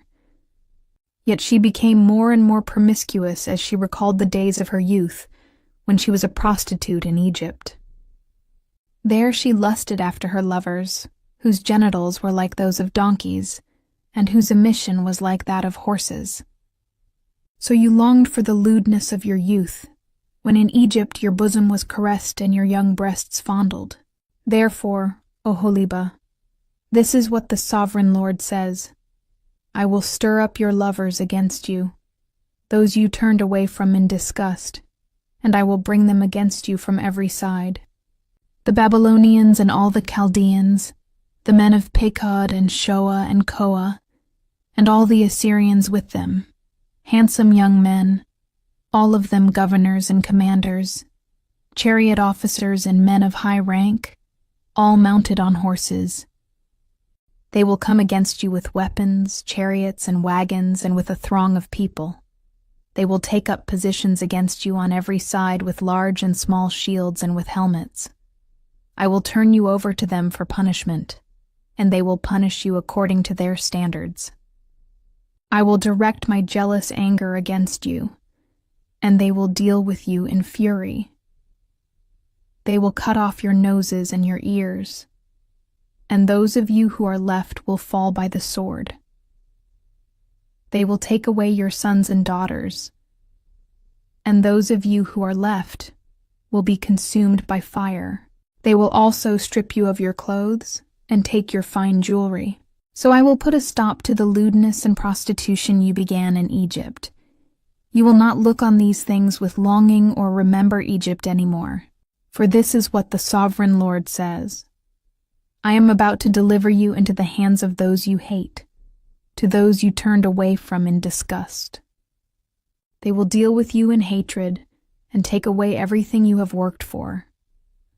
They will leave you stark naked, and the shame of your prostitution will be exposed. Your lewdness and promiscuity have brought this on you, because you lusted after the nations and defiled yourself with their idols. You have gone the way of your sister, so I will put her cup into your hand. This is what the Sovereign Lord says. You will drink your sister's cup, a cup large and deep. It will bring scorn and derision, for it holds so much. You will be filled with drunkenness and sorrow, the cup of ruin and desolation, the cup of your sister Samaria. You will drink it and drain it dry, and chew on its pieces, and you will tear your breasts. I have spoken, declares the Sovereign Lord. Therefore, this is what the Sovereign Lord says. Since you have forgotten me and turned your back on me, you must bear the consequences of your lewdness and prostitution. The Lord said to me, Son of man, will you judge Oholah and Oholiba? Then confront them with their detestable practices, for they have committed adultery, and blood is on their hands. They committed adultery with their idols. They even sacrificed their children, whom they bore to me as food for them. They have also done this to me. At that same time they defiled my sanctuary and desecrated my Sabbaths. On the very day they sacrificed their children to their idols, they entered my sanctuary and desecrated it. That is what they did in my house. They even sent messengers for men who came from far away, and when they arrived you bathed yourself for them, applied eye makeup, and put on your jewelry. You sat on an elegant couch, with a table spread before it on which you had placed the incense and olive oil that belonged to me. The noise of a carefree crowd was around her. Drunkards were brought from the desert along with men from the rabble, and they put bracelets on the wrists of the woman and her sister, and beautiful crowns on their heads. Then I said about the one worn out by adultery, Now let them use her as a prostitute, for that is all she is. And they slept with her. As men sleep with a prostitute, so they slept with those lewd women, Oholah and Oholiba. But righteous judges will sentence them to the punishment of women who commit adultery and shed blood, because they are adulterous, and blood is on their hands. This is what the Sovereign Lord says. Bring a mob against them and give them over to terror and plunder. The mob will stone them and cut them down with their swords. They will kill their sons and daughters and burn down their houses. So I will put an end to lewdness in the land, that all women may take warning and not imitate you. You will suffer the penalty for your lewdness and bear the consequences of your sins of idolatry. Then you will know that I am the Sovereign Lord. In the 9th year, in the 10th month on the 10th day, the word of the Lord came to me, Son of man, record this date, this very date, because the king of Babylon has laid siege to Jerusalem this very day. Tell this rebellious people a parable and say to them, This is what the Sovereign Lord says. So put on the cooking pot, put it on sauce, and pour water into it. Put into it the pieces of meat, all the choice pieces, the leg and the shoulder. Fill it with the best of these bones. Take the pick of the flock. Pile wood beneath it for the bones. Bring it to a boil, and cook the bones in it. For this is what the Sovereign Lord says. Woe to the city of bloodshed, to the pot now encrusted, whose deposit will not go away.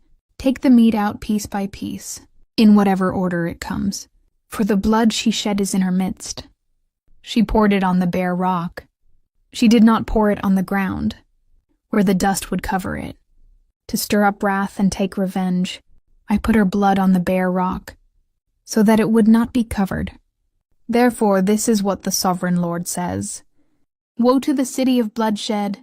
I too will pile the wood high, so heap on the wood, and kindle the fire. Cook the meat well, mixing in the spices, and let the bones be charred.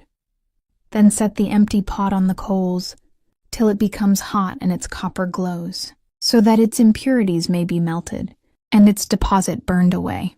It has frustrated all efforts. Its heavy deposit has not been removed, not even by fire.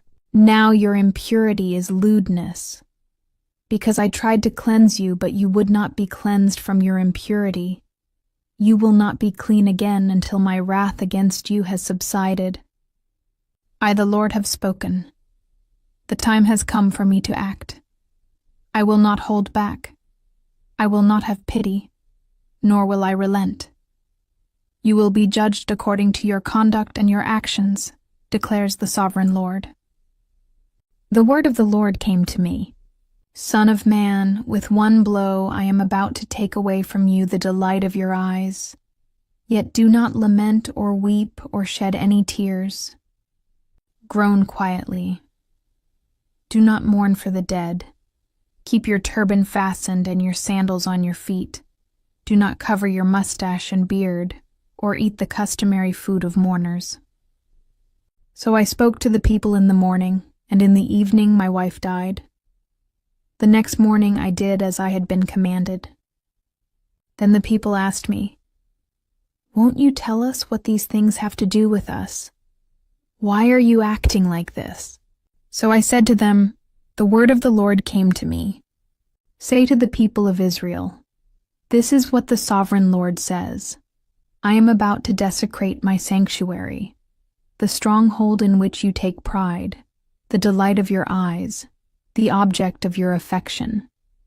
The sons and daughters you left behind will fall by the sword. And you will do as I have done. You will not cover your mustache and beard or eat the customary food of mourners. You will keep your turbans on your heads and your sandals on your feet.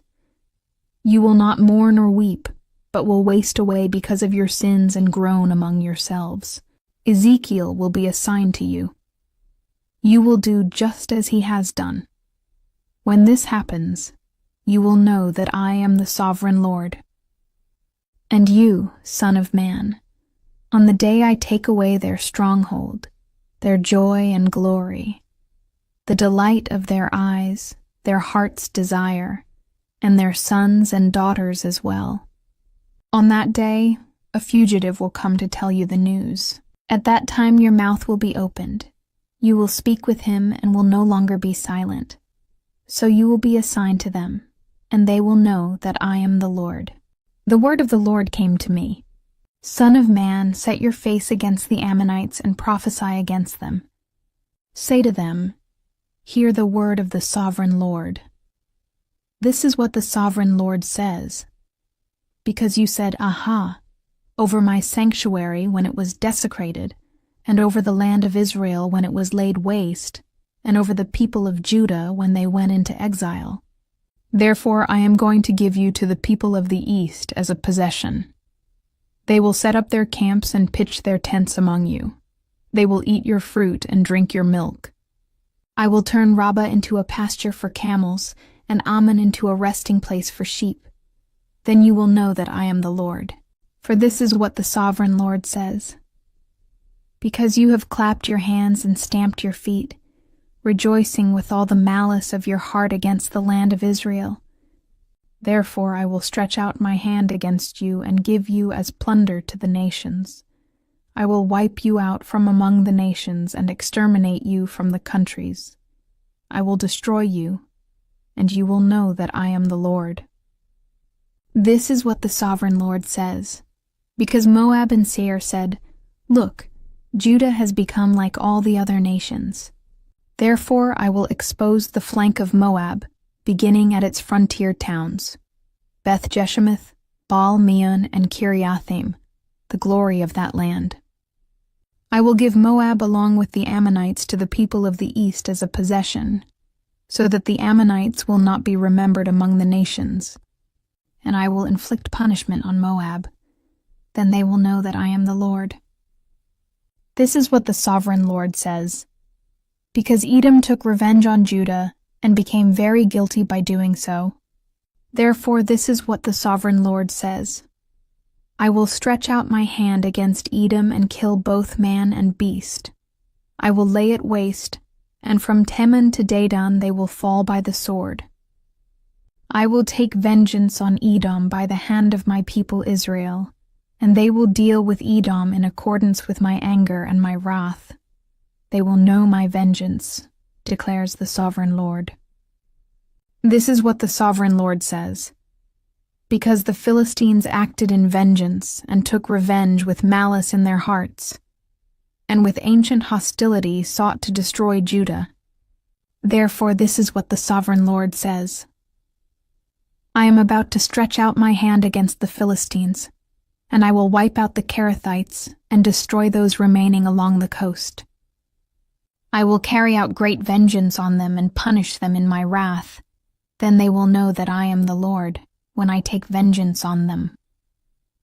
In the 11th month of the 12th year, on the first day of the month, the word of the Lord came to me. Son of man, because Tyre has said of Jerusalem, Aha! The gate to the nations is broken, and its doors have swung open to me. Now that she lies in ruins, I will prosper. Therefore this is what the Sovereign Lord says. I am against you, Tyre, and I will bring many nations against you, like the sea casting up its waves. They will destroy the walls of Tyre and pull down her towers. I will scrape away her rubble and make her a bare rock. Out in the sea she will become a place to spread fish nets, for I have spoken, declares the Sovereign Lord. She will become plunder for the nations, and her settlements on the mainland will be ravaged by the sword. Then they will know that I am the Lord. For this is what the Sovereign Lord says. From the north I am going to bring against Tyre Nebuchadnezzar, king of Babylon, king of kings, with horses and chariots, with horsemen and a great army. He will ravage your settlements on the mainland with the sword. He will set up siege works against you, build a ramp up to your walls, and raise his shields against you. He will direct the blows of his battering rams against your walls and demolish your towers with his weapons. His horses will be so many that they will cover you with dust. Your walls will tremble at the noise of the war horses, wagons, and chariots when he enters your gates, as men enter a city whose walls have been broken through. The hooves of his horses will trample all your streets. He will kill your people with the sword, and your strong pillars will fall to the ground. They will plunder your wealth and loot your merchandise. They will break down your walls and demolish your fine houses and throw your stones, timber, and rubble into the sea. I will put an end to your noisy songs, and the music of your harps will be heard no more. I will make you a bare rock, and you will become a place to spread fish nets. You will never be rebuilt, for I, the Lord, have spoken, declares the Sovereign Lord. This is what the Sovereign Lord says to Tyre. Will not the coastlands tremble at the sound of your fall, when the wounded groan and the slaughter takes place in you? Then all the princes of the coast will step down from their thrones and lay aside their robes and take off their embroidered garments. Clothed with terror, they will sit on the ground, trembling every moment, appalled at you. Then they will take up a lament concerning you and say to you, How you are destroyed, city of renown! Peopled by men of the sea! You were a power on the seas. You and your citizens. You put your terror on all who lived there. Now the coastlands tremble. On the day of your fall, the islands in the sea are terrified at your collapse. This is what the Sovereign Lord says. When I make you a desolate city, like cities no longer inhabited, and when I bring the ocean depths over you and its vast waters cover you, then I will bring you down with those who go down to the pit, to the people of long ago. I will make you dwell in the earth below, as in ancient ruins, with those who go down to the pit. And you will not return or take your place in the land of the living. I will bring you to a horrible end, and you will be no more. You will be sought, but you will never again be found, declares the Sovereign Lord. The word of the Lord came to me. Son of man, take up a lament concerning Tyre. Say to Tyre, situated at the gateway to the sea, merchant of peoples on many coasts. This is what the sovereign Lord says. You say, Tyre, I am perfect in beauty. Your domain was on the high seas. Your builders brought your beauty to perfection. They made all your timbers, of juniper from Sinir. They took a cedar from Lebanon to make a mast for you, of oaks from Bashan. They made your oars, of cypress wood from the coasts of Cyprus. They made your deck, adorned with ivory.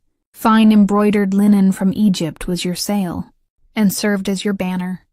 Your awnings were of blue and purple, from the coasts of Elisha. Men of Sidon and Arvad were your oarsmen. Your skilled men, Tyre, were aboard as your sailors. Veteran craftsmen of Byblos were on board, as shipwrights to caulk your seams. All the ships of the sea and their sailors came alongside to trade for your wares.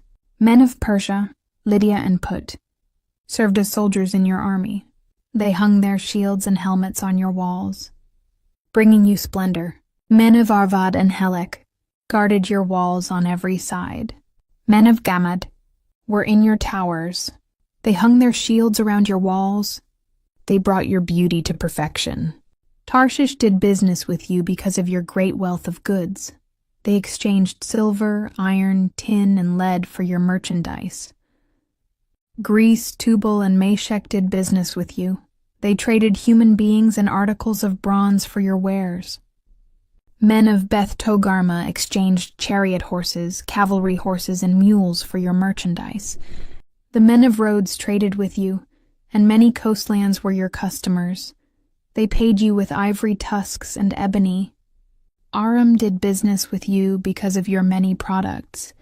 They exchanged turquoise, purple fabric, embroidered work, fine linen, coral, and rubies for your merchandise. Judah and Israel traded with you.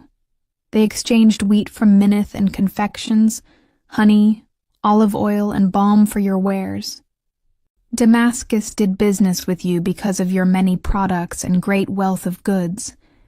They offered wine from Helbon, wool from Zahar, and casks of wine from Ezal in exchange for your wares, wrought iron, cassia, and calamus. Dedan traded in saddle blankets with you. Arabia and all the princes of Kedar were your customers. They did business with you in lambs, rams, and goats. The merchants of Sheba and Ramah traded with you. For your merchandise they exchanged the finest of all kinds of spices and precious stones and gold. Haran, Caneh, and Eden and merchants of Sheba, Asher and Kilmad traded with you.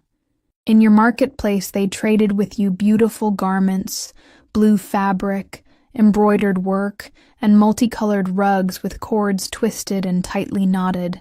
The ships of Tarshish serve as carriers for your wares.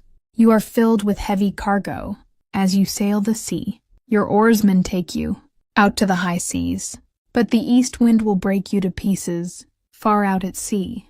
Your wealth, merchandise, and wares, your mariners, sailors, and shipwrights, your merchants, and all your soldiers, and everyone else on board, will sink into the heart of the sea on the day of your shipwreck.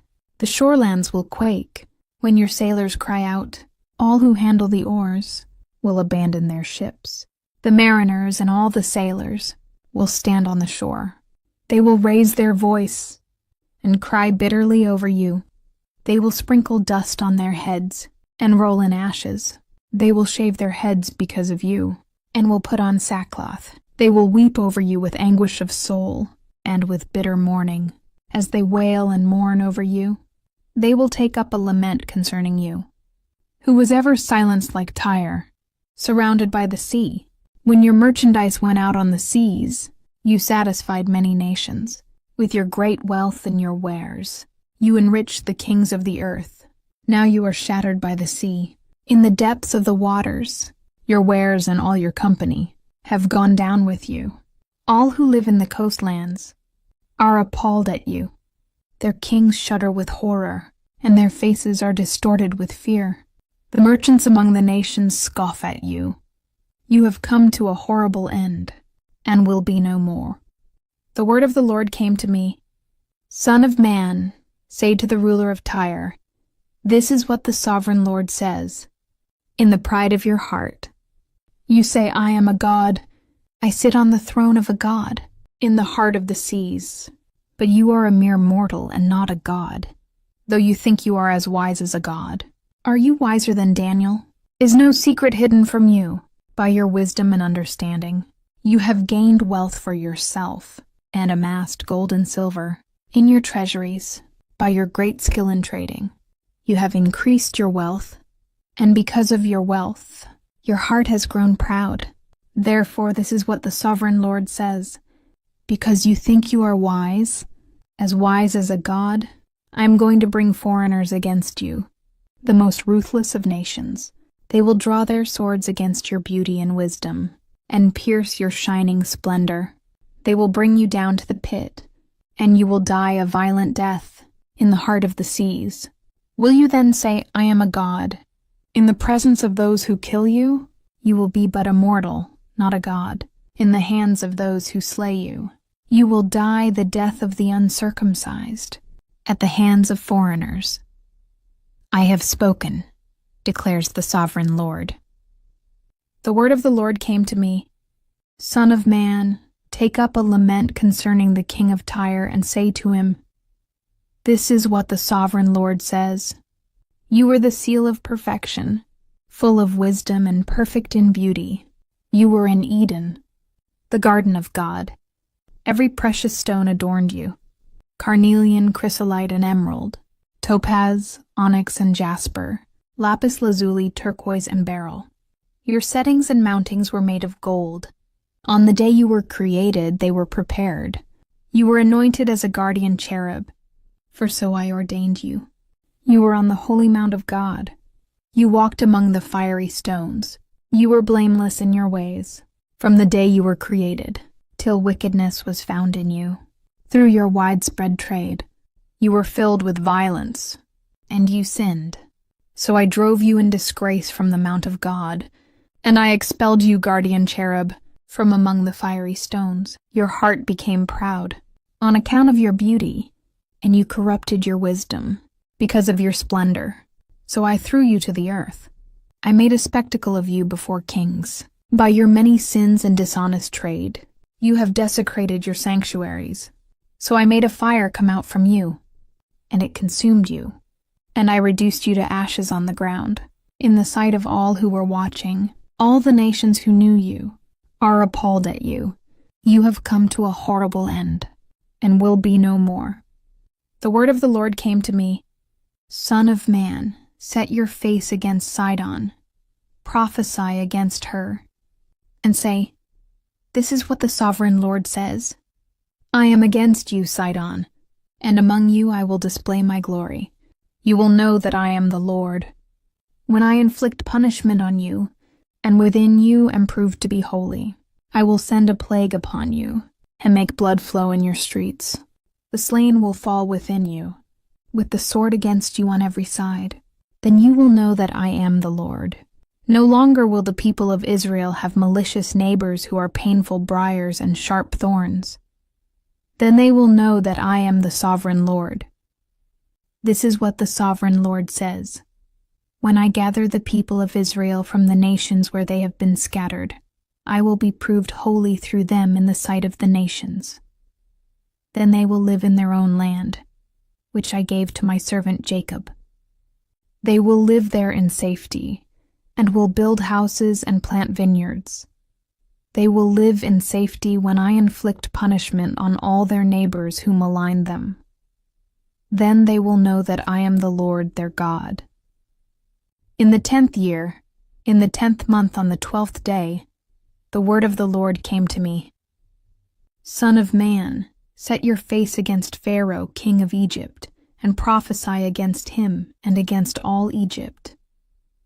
Speak to him and say, This is what the sovereign Lord says. I am against you, Pharaoh, king of Egypt, you great monster lying among your streams. You say, The Nile belongs to me. I made it for myself. But I will put hooks in your jaws, and make the fish of your streams stick to your scales. I will pull you out from among your streams, with all the fish sticking to your scales. I will leave you in the desert, You and all the fish of your streams. You will fall on the open field, and not be gathered or picked up. I will give you as food to the beasts of the earth and the birds of the sky. Then all who live in Egypt will know that I am the Lord. You have been a staff of reed for the people of Israel. When they grasped you with their hands, you splintered and you tore open their shoulders. When they leaned on you, you broke, and their backs were wrenched. Therefore this is what the sovereign Lord says. I will bring a sword against you and kill both man and beast. Egypt will become a desolate wasteland. Then they will know that I am the Lord. Because you said, "The Nile is mine, I made it. Therefore I am against you and against your streams, and I will make the land of Egypt a ruin and a desolate waste from Migdol to Aswan, as far as the border of Cush. The foot of neither man nor beast will pass through it. No one will live there for 40 years. I will make the land of Egypt desolate among devastated lands, and her cities will lie desolate 40 years among ruined cities. And I will disperse the Egyptians among the nations and scatter them through the countries. Yet this is what the sovereign Lord says. At the end of 40 years I will gather the Egyptians from the nations where they were scattered. I will bring them back from captivity and return them to Upper Egypt, the land of their ancestry. There they will be a lowly kingdom. It will be the lowliest of kingdoms, and will never again exalt itself above the other nations. I will make it so weak that it will never again rule over the nations. Egypt will no longer be a source of confidence for the people of Israel, but will be a reminder of their sin in turning to her for help. Then they will know that I am the sovereign Lord. In the 27th year, in the 1st month on the 1st day, the word of the Lord came to me. Son of man, Nebuchadnezzar, king of Babylon, drove his army in a hard campaign against Tyre. Every head was rubbed bare, and every shoulder made raw. Yet he and his army got no reward from the campaign he led against Tyre. Therefore this is what the sovereign Lord says. I am going to give Egypt to Nebuchadnezzar, king of Babylon, and he will carry off its wealth. He will loot and plunder the land as pay for his army. I have given him Egypt as a reward for his efforts, because he and his army did it for me, declares the sovereign Lord. On that day I will make a horn grow for the Israelites, and I will open your mouth among them. Then they will know that I am the Lord. The word of the Lord came to me. Son of man, prophesy and say, this is what the sovereign Lord says. Wail and say, alas for that day, for the day is near. The day of the Lord is near, a day of clouds, a time of doom for the nations. A sword will come against Egypt, and anguish will come upon Cush. When the slain fall in Egypt, her wealth will be carried away, and her foundations torn down. Cush and Libya, Lydia, and all Arabia, Cub and the people of the covenant land will fall by the sword along with Egypt. This is what the Lord says. The allies of Egypt will fall, and her proud strength will fail. From Migdol to Aswan, they will fall by the sword within her, declares the sovereign Lord. They will be desolate, among desolate lands, and their cities will lie, among ruined cities. Then they will know that I am the Lord, when I set fire to Egypt, and all her helpers are crushed. On that day, messengers will go out from me in ships to frighten Cush out of her complacency. Anguish will take hold of them on the day of Egypt's doom, for it is sure to come. This is what the sovereign Lord says. I will put an end to the hordes of Egypt by the hand of Nebuchadnezzar, king of Babylon. He and his army, the most ruthless of nations, will be brought in to destroy the land. They will draw their swords against Egypt and fill the land with the slain.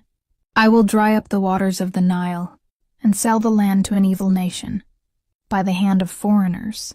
I will lay waste the land and everything in it. I, the Lord, have spoken. This is what the sovereign Lord says. I will destroy the idols and put an end to the images in Memphis. No longer will there be a prince in Egypt, and I will spread fear throughout the land. I will lay waste Upper Egypt, set fire to Zoan, and inflict punishment on Thebes. I will pour out my wrath on Pelusium, the stronghold of Egypt, and wipe out the hordes of Thebes. I will set fire to Egypt. Pelusium will writhe in agony. Thebes will be taken by storm. Memphis will be in constant distress. The young men of Heliopolis and Bubastis will fall by the sword, and the cities themselves will go into captivity. Dark will be the day at Tahpanhes, when I break the yoke of Egypt. There her proud strength will come to an end. She will be covered with clouds, and her villages will go into captivity. So I will inflict punishment on Egypt, and they will know that I am the Lord. In the 11th year, in the 1st month on the 7th day, the word of the Lord came to me. Son of man, I have broken the arm of Pharaoh, king of Egypt. It has not been bound up to be healed or put in a splint, so that it may become strong enough to hold a sword. Therefore this is what the sovereign Lord says.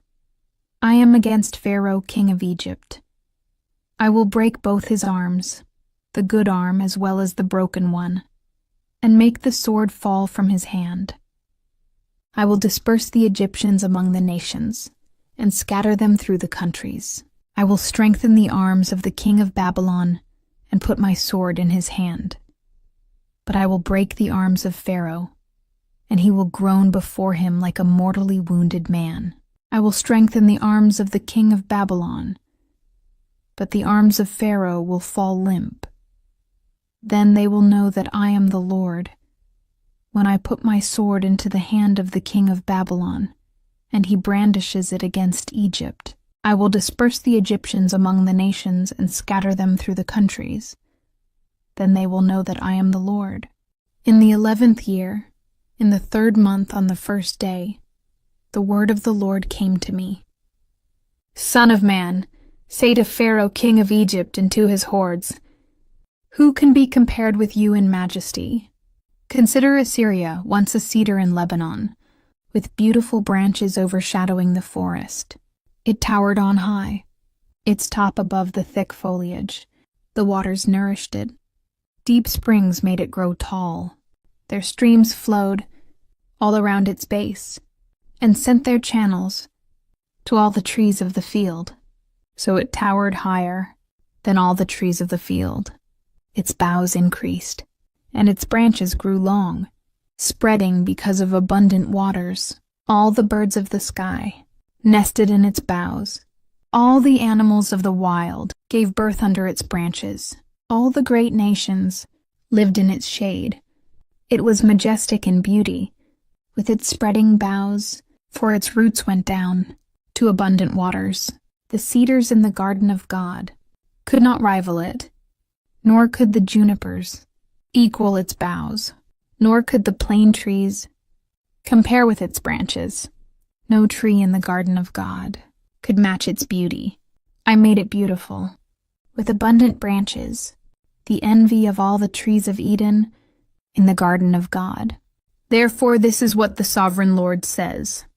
Because the great cedar towered over the thick foliage, and because it was proud of its height, I gave it into the hands of the ruler of the nations, for him to deal with according to its wickedness. I cast it aside, and the most ruthless of foreign nations cut it down and left it. Its boughs fell on the mountains and in all the valleys. Its branches lay broken in all the ravines of the land. All the nations of the earth came out from under its shade and left it.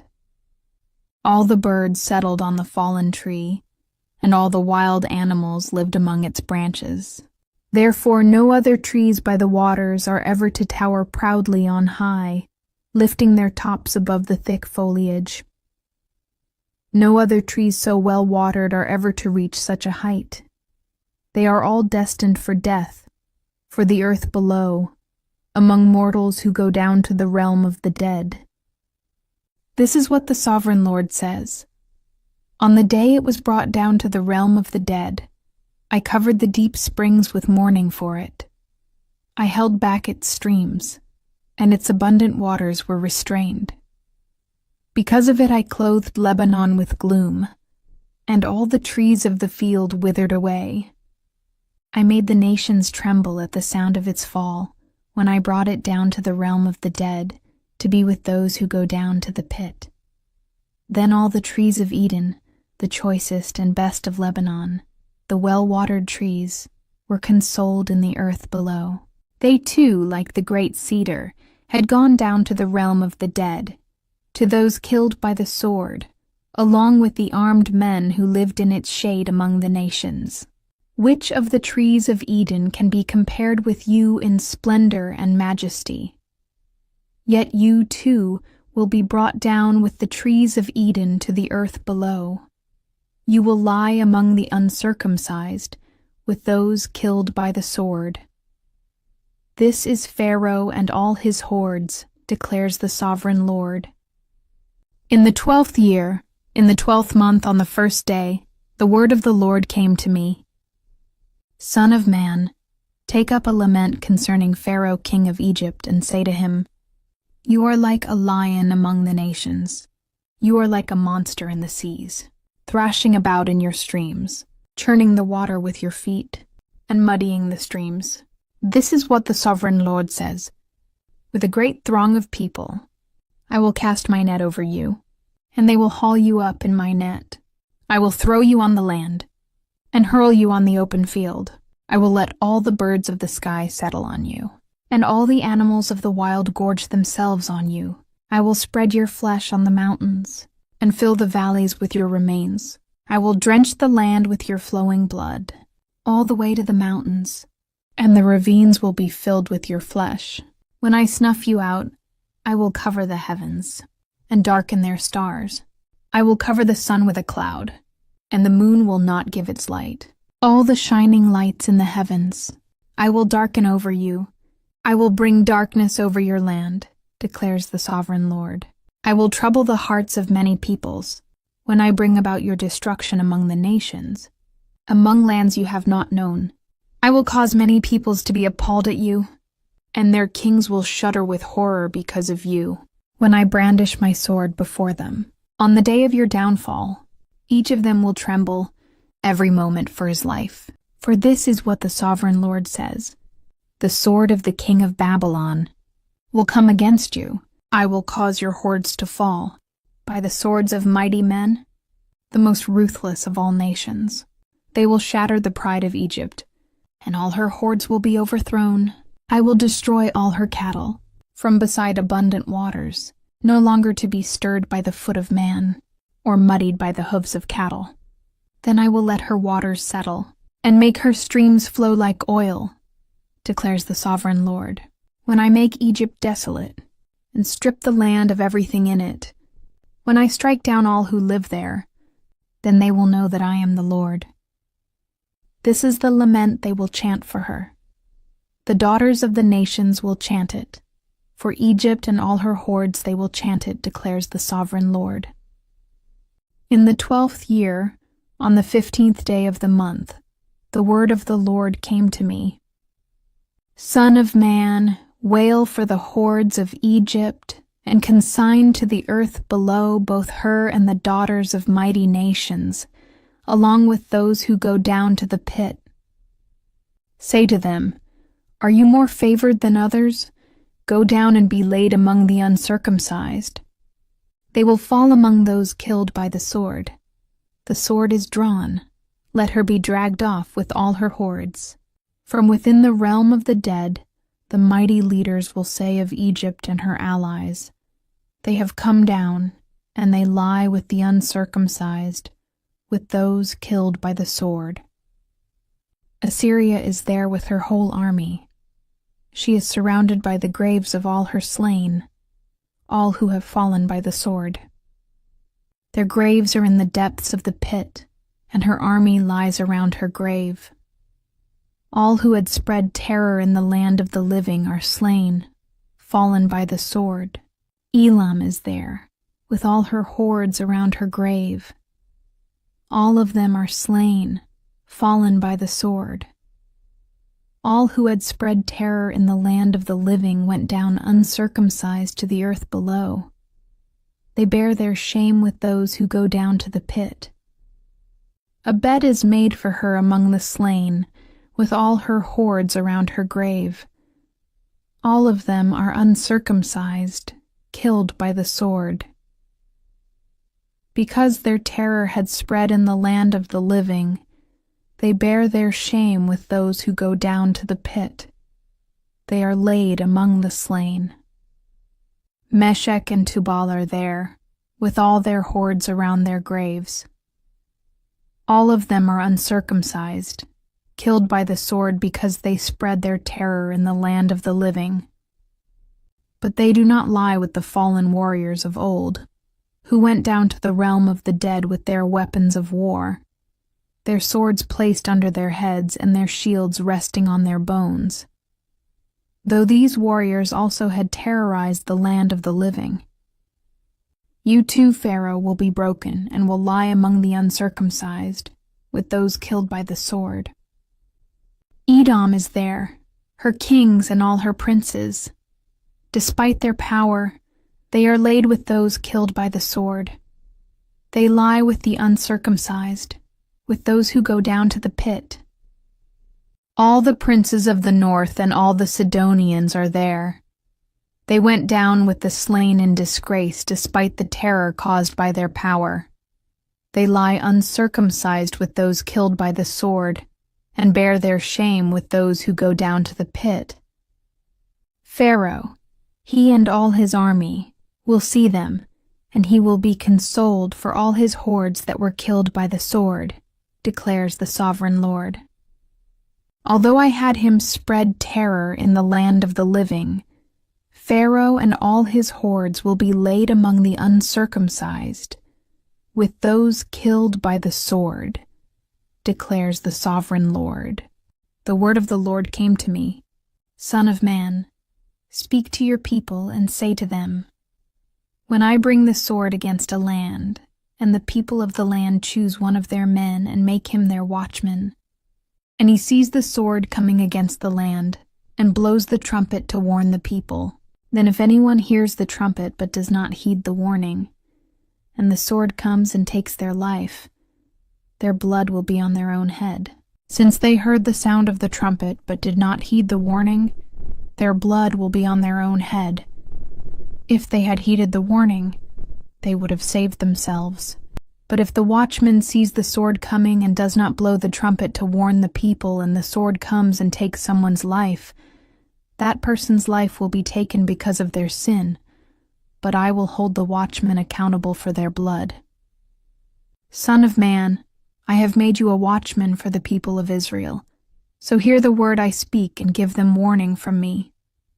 When I say to the wicked, you wicked person, you will surely die, and you do not speak out to dissuade them from their ways, that wicked person will die for their sin, and I will hold you accountable for their blood. But if you do warn the wicked person to turn from their ways and they do not do so, they will die for their sin, though you yourself will be saved. Son of man, say to the Israelites, this is what you are saying. Our offenses and sins weigh us down, and we are wasting away because of them. How then can we live? Say to them, as surely as I live, declares the sovereign Lord, I take no pleasure in the death of the wicked, but rather that they turn from their ways and live. Turn from your evil ways. Why will you die, people of Israel? Therefore, Son of man, say to your people, if someone who is righteous disobeys, that person's former righteousness will count for nothing. And if someone who is wicked repents, that person's former wickedness will not bring condemnation.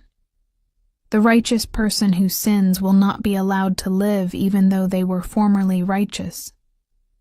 If I tell a righteous person that they will surely live, but then they trust in their righteousness and do evil, none of the righteous things that person has done will be remembered. They will die for the evil they have done. And if I say to a wicked person, "You will surely die," but they then turn away from their sin and do what is just and right, if they give back what they took in pledge for a loan, return what they have stolen, follow the decrees that give life, and do no evil, that person will surely live. They will not die. None of the sins that person has committed will be remembered against them. They have done what is just and right. They will surely live. Yet your people say, "The way of the Lord is not just," but it is their way that is not just. If a righteous person turns from their righteousness and does evil, they will die for it. And if a wicked person turns away from their wickedness and does what is just and right, they will live by doing so. Yet you Israelites say, "The way of the Lord is not just." But I will judge each of you according to your own ways. In the 12th year of our exile, in the 10th month on the 5th day, a man who had escaped from Jerusalem came to me and said, "The city has fallen." Now, the evening before the man arrived, the hand of the Lord was on me, and he opened my mouth before the man came to me in the morning. So my mouth was opened, and I was no longer silent. Then the word of the Lord came to me, "Son of man, the people living in those ruins in the land of Israel are saying, 'Abraham was only one man, yet he possessed the land. But we are many. Surely the land has been given to us as our possession.' Therefore say to them, 'This is what the sovereign Lord says. Since you eat meat with the blood still in it and look to your idols and shed blood, should you then possess the land? You rely on your sword, you do detestable things, and each of you defiles his neighbor's wife. Should you then possess the land? Say this to them, 'This is what the sovereign Lord says. As surely as I live, those who are left in the ruins will fall by the sword. Those out in the country I will give to the wild animals to be devoured, and those in strongholds and caves will die of a plague. I will make the land a desolate waste, and her proud strength will come to an end, and the mountains of Israel will become desolate, so that no one will cross them. Then they will know that I am the Lord, when I have made the land a desolate waste because of all the detestable things they have done. As for you, son of man, your people are talking together about you by the walls and at the doors of the houses, saying to each other, 'Come and hear the message that has come from the Lord.' My people come to you, as they usually do, and sit before you to hear your words, but they do not put them into practice. Their mouths speak of love, but their hearts are greedy for unjust gain. Indeed, to them you are nothing more than one who sings love songs with a beautiful voice and plays an instrument well, for they hear your words but do not put them into practice. When all this comes true, and it surely will, then they will know that a prophet has been among them."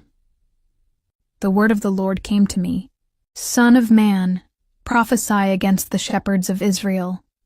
Prophesy and say to them, 'This is what the sovereign Lord says. Woe to you, shepherds of Israel, who only take care of yourselves. Should not shepherds take care of the flock? You eat the curds, clothe yourselves with the wool, and slaughter the choice animals, but you do not take care of the flock. You have not strengthened the weak, or healed the sick, or bound up the injured. You have not brought back the strays, or searched for the lost. You have ruled them harshly and brutally. So they were scattered because there was no shepherd, and when they were scattered they became food for all the wild animals. My sheep wandered over all the mountains and on every high hill. They were scattered over the whole earth, and no one searched or looked for them. Therefore, you shepherds, hear the word of the Lord. As surely as I live, declares the sovereign Lord. Because my flock lacks a shepherd, and so has been plundered and has become food for all the wild animals. And because my shepherds did not search for my flock, but cared for themselves rather than for my flock. Therefore, you shepherds, hear the word of the Lord. This is what the sovereign Lord says. I am against the shepherds, and will hold them accountable for my flock. I will remove them from tending the flock so that the shepherds can no longer feed themselves. I will rescue my flock from their mouths, and it will no longer be food for them. For this is what the sovereign Lord says: I myself will search for my sheep and look after them. As a shepherd looks after his scattered flock when he is with them, so will I look after my sheep. I will rescue them from all the places where they were scattered on a day of clouds and darkness. I will bring them out from the nations and gather them from the countries, and I will bring them into their own land. I will pasture them on the mountains of Israel, in the ravines and in all the settlements in the land. I will tend them in a good pasture, and the mountain heights of Israel will be their grazing land. There they will lie down in good grazing land, and there they will feed in a rich pasture on the mountains of Israel. I myself will tend my sheep and have them lie down, declares the sovereign Lord. I will search for the lost and bring back the strays. I will bind up the injured and strengthen the weak, but the sleek and the strong I will destroy. I will shepherd the flock with justice. As for you, my flock, this is what the sovereign Lord says: I will judge between one sheep and another, and between rams and goats. Is it not enough for you to feed on the good pasture? Must you also trample the rest of your pasture with your feet? Is it not enough for you to drink clear water? Must you also muddy the rest with your feet? Must my flock feed on what you have trampled and drink what you have muddied with your feet? Therefore, this is what the sovereign Lord says to them: See, I myself will judge between the fat sheep and the lean sheep. Because you shove with flank and shoulder, butting all the weak sheep with your horns until you have driven them away, I will save my flock, and they will no longer be plundered. I will judge between one sheep and another. I will place over them one shepherd, my servant David, and he will tend them. He will tend them and be their shepherd. I, the Lord, will be their God, and my servant David will be prince among them. I, the Lord, have spoken. I will make a covenant of peace with them, and rid the land of savage beasts, so that they may live in the wilderness, and sleep in the forests in safety. I will make them and the places surrounding my hill a blessing. I will send down showers in season. There will be showers of blessing. The trees will yield their fruit, and the ground will yield its crops. The people will be secure in their land. They will know that I am the Lord, when I break the bars of their yoke and rescue them from the hands of those who enslaved them. They will no longer be plundered by the nations, nor will wild animals devour them. They will live in safety, and no one will make them afraid. I will provide for them a land renowned for its crops, and they will no longer be victims of famine in the land or bear the scorn of the nations. Then they will know that I, the Lord their God, am with them, and that they, the Israelites, are my people, declares the sovereign Lord. You are my sheep, the sheep of my pasture, and I am your God, declares the sovereign Lord. The word of the Lord came to me: Son of man, set your face against Mount Seir. Prophesy against it, and say, This is what the sovereign Lord says: I am against you, Mount Seir, and I will stretch out my hand against you and make you a desolate waste. I will turn your towns into ruins and you will be desolate. Then you will know that I am the Lord, because you harbored an ancient hostility and delivered the Israelites over to the sword at the time of their calamity, the time their punishment reached its climax. Therefore, as surely as I live, declares the sovereign Lord, I will give you over to bloodshed and it will pursue you. Since you did not hate bloodshed, bloodshed will pursue you. I will make Mount Seir a desolate waste and cut off from it all who come and go. I will fill your mountains with the slain. Those killed by the sword will fall on your hills and in your valleys and in all your ravines. I will make you desolate forever. Your towns will not be inhabited. Then you will know that I am the Lord. Because you have said, "These two nations and countries will be ours, and we will take possession of them," even though I, the Lord, was there. Therefore, as surely as I live, declares the sovereign Lord, I will treat you in accordance with the anger and jealousy you showed in your hatred of them, and I will make myself known among them when I judge you. Then you will know that I, the Lord, have heard all the contemptible things you have said against the mountains of Israel. You said, "They have been laid waste and have been given over to us to devour." You boasted against me and spoke against me without restraint, and I heard it. This is what the sovereign Lord says. While the whole earth rejoices, I will make you desolate. Because you rejoiced when the inheritance of Israel became desolate, that is how I will treat you. You will be desolate, Mount Seir, you and all of Edom. Then they will know that I am the Lord. Son of man, prophesy to the mountains of Israel and say, "Mountains of Israel, hear the word of the Lord. This is what the sovereign Lord says. The enemy said of you, 'Aha! The ancient heights have become our possession.' Therefore prophesy and say, 'This is what the sovereign Lord says. Because they ravaged and crushed you from every side so that you became the possession of the rest of the nations and the object of people's malicious talk and slander. Therefore, mountains of Israel, hear the word of the sovereign Lord. This is what the sovereign Lord says to the mountains and hills, to the ravines and valleys, to the desolate ruins and the deserted towns that have been plundered and ridiculed by the rest of the nations around you. This is what the sovereign Lord says.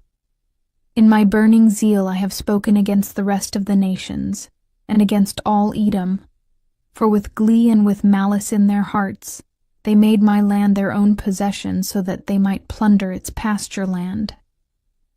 Therefore prophesy concerning the land of Israel, and say to the mountains and hills, to the ravines and valleys, This is what the sovereign Lord says. I speak in my jealous wrath, because you have suffered the scorn of the nations. Therefore this is what the sovereign Lord says. I swear with uplifted hand that the nations around you will also suffer scorn. But you, mountains of Israel, will produce branches and fruit for my people Israel, for they will soon come home. I am concerned for you and will look on you with favor. You will be plowed and sown, and I will cause many people to live on you, yes, all of Israel. The towns will be inhabited and the ruins rebuilt. I will increase the number of people and animals living on you, and they will be fruitful and become numerous. I will settle people on you as in the past, and will make you prosper more than before. Then you will know that I am the Lord. I will cause people, my people Israel, to live on you. They will possess you, and you will be their inheritance. You will never again deprive them of their children. This is what the sovereign Lord says. Because some say to you, You devour people and deprive your nation of its children. Therefore you will no longer devour people or make your nation childless, declares the sovereign Lord. No longer will I make you hear the taunts of the nations, and no longer will you suffer the scorn of the peoples or cause your nation to fall, declares the sovereign Lord. Again the word of the Lord came to me. Son of man, when the people of Israel were living in their own land, they defiled it by their conduct and their actions. Their conduct was like a woman's monthly uncleanness in my sight. So I poured out my wrath on them because they had shed blood in the land, and because they had defiled it with their idols. I dispersed them among the nations, and they were scattered through the countries. I judged them according to their conduct and their actions. And wherever they went among the nations, they profaned my holy name. For it was said of them, These are the Lord's people, and yet they had to leave his land. I had concern for my holy name, which the people of Israel profaned among the nations where they had gone. Therefore say to the Israelites, this is what the sovereign Lord says. It is not for your sake, people of Israel, that I am going to do these things, but for the sake of my holy name, which you have profaned among the nations where you have gone. I will show the holiness of my great name, which has been profaned among the nations, the name you have profaned among them. Then the nations will know that I am the Lord, declares the sovereign Lord, when I am proved holy through you before their eyes. For I will take you out of the nations. I will gather you from all the countries and bring you back into your own land. I will sprinkle clean water on you, and you will be clean. I will cleanse you from all your impurities and from all your idols. I will give you a new heart and put a new spirit in you. I will remove from you your heart of stone and give you a heart of flesh. And I will put my spirit in you and move you to follow my decrees and be careful to keep my laws. Then you will live in the land I gave your ancestors. You will be my people, and I will be your God. I will save you from all your uncleanness. I will call for the grain and make it plentiful and will not bring famine upon you. I will increase the fruit of the trees and the crops of the field, so that you will no longer suffer disgrace among the nations because of famine. Then you will remember your evil ways and wicked deeds, and you will loathe yourselves for your sins and detestable practices. I want you to know that I am not doing this for your sake, declares the sovereign Lord. Be ashamed and disgraced for your conduct, people of Israel. This is what the sovereign Lord says. On the day I cleanse you from all your sins, I will resettle your towns, and the ruins will be rebuilt. The desolate land will be cultivated instead of lying desolate in the sight of all who pass through it. They will say, this land that was laid waste has become like the Garden of Eden. The cities that were lying in ruins, desolate and destroyed, are now fortified and inhabited. Then the nations around you that remain will know that I, the Lord, have rebuilt what was destroyed and have replanted what was desolate. I, the Lord, have spoken, and I will do it. This is what the sovereign Lord says. Once again, I will yield to Israel's plea and do this for them. I will make their people as numerous as sheep, as numerous as the flocks for offerings at Jerusalem during her appointed festivals. So will the ruined cities be filled with flocks of people. Then they will know that I am the Lord. The hand of the Lord was on me, and he brought me out by the Spirit of the Lord and set me in the middle of a valley. It was full of bones. He led me back and forth among them, and I saw a great many bones on the floor of the valley, bones that were very dry. He asked me, Son of man, can these bones live? I said, Sovereign Lord, you alone know. Then he said to me, Prophesy to these bones and say to them, Dry bones, hear the word of the Lord. This is what the sovereign Lord says to these bones. I will make breath enter you, and you will come to life.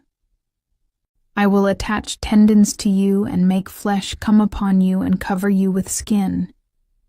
I will put breath in you, and you will come to life.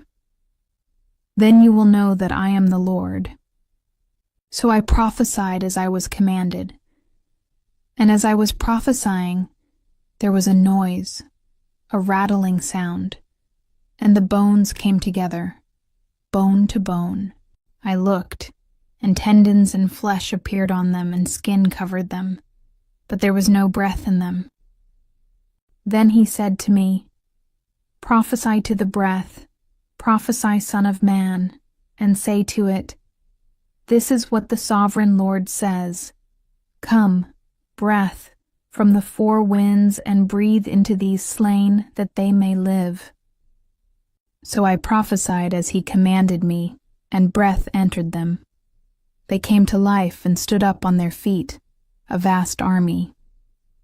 Then he said to me, Son of man, these bones are the people of Israel. They say, "Our bones are dried up, and our hope is gone. We are cut off." Therefore prophesy and say to them, "This is what the sovereign Lord says. My people, I am going to open your graves and bring you up from them.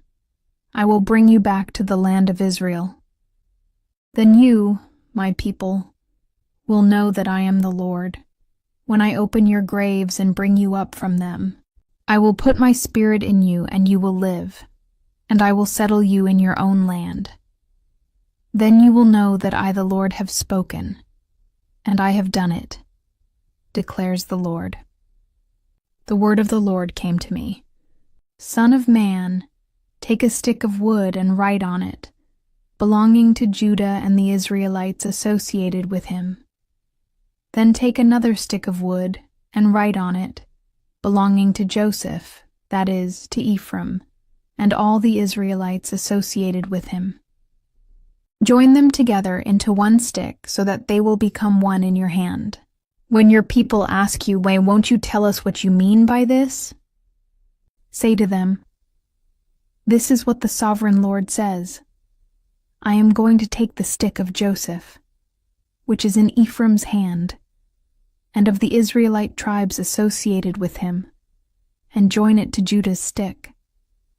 I will make them into a single stick of wood, and they will become one in my hand. Hold before their eyes the sticks you have written on, and say to them, "This is what the sovereign Lord says. I will take the Israelites out of the nations where they have gone. I will gather them from all around and bring them back into their own land. I will make them one nation in the land, on the mountains of Israel.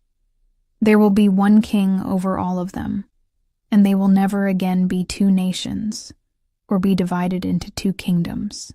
They will no longer defile themselves with their idols and vile images or with any of their offenses, for I will save them from all their sinful backsliding, and I will cleanse them. They will be my people, and I will be their God.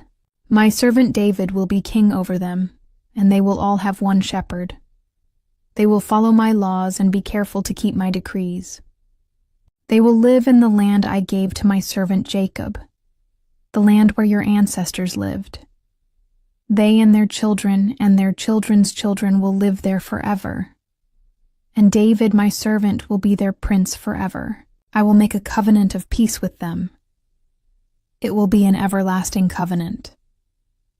I will establish them and increase their numbers, and I will put my sanctuary among them forever.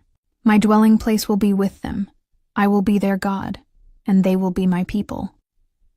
Then the nations will know that I, the Lord, make Israel holy, when my sanctuary is among them forever." The word of the Lord came to me. "Son of man, set your face against Gog, of the land of Magog, the chief prince of Meshech and Tubal. Prophesy against him, and say, 'This is what the sovereign Lord says. I am against you, Gog, chief prince of Meshech and Tubal. I will turn you around, put hooks in your jaws, and bring you out with your whole army, your horses, your horsemen fully armed, and a great horde with large and small shields, all of them brandishing their swords. Persia, Cush, and Put will be with them, all with shields and helmets. Also Gomer with all its troops, and Beth Togarmah from the far north with all its troops, the many nations with you. Get ready, be prepared, you and all the hordes gathered about you, and take command of them. After many days you will be called to arms. In future years you will invade a land that has recovered from war, whose people were gathered from many nations to the mountains of Israel, which had long been desolate. They had been brought out from the nations, and now all of them live in safety. You and all your troops and the many nations with you will go up, advancing like a storm. You will be like a cloud covering the land. This is what the sovereign Lord says.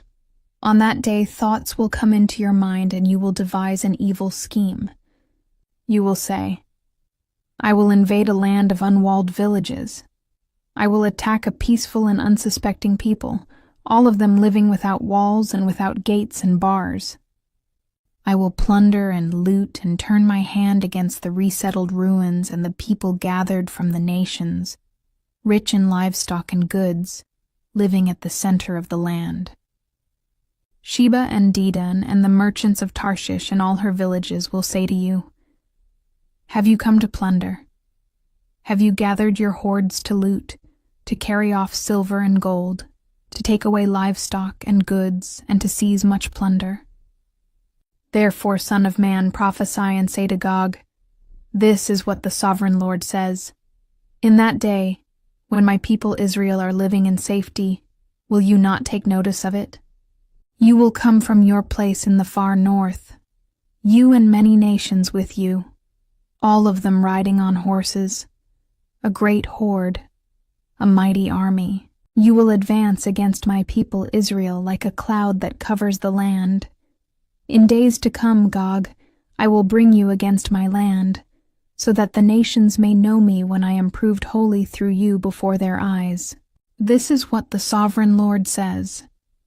You are the one I spoke of in former days by my servants, the prophets of Israel.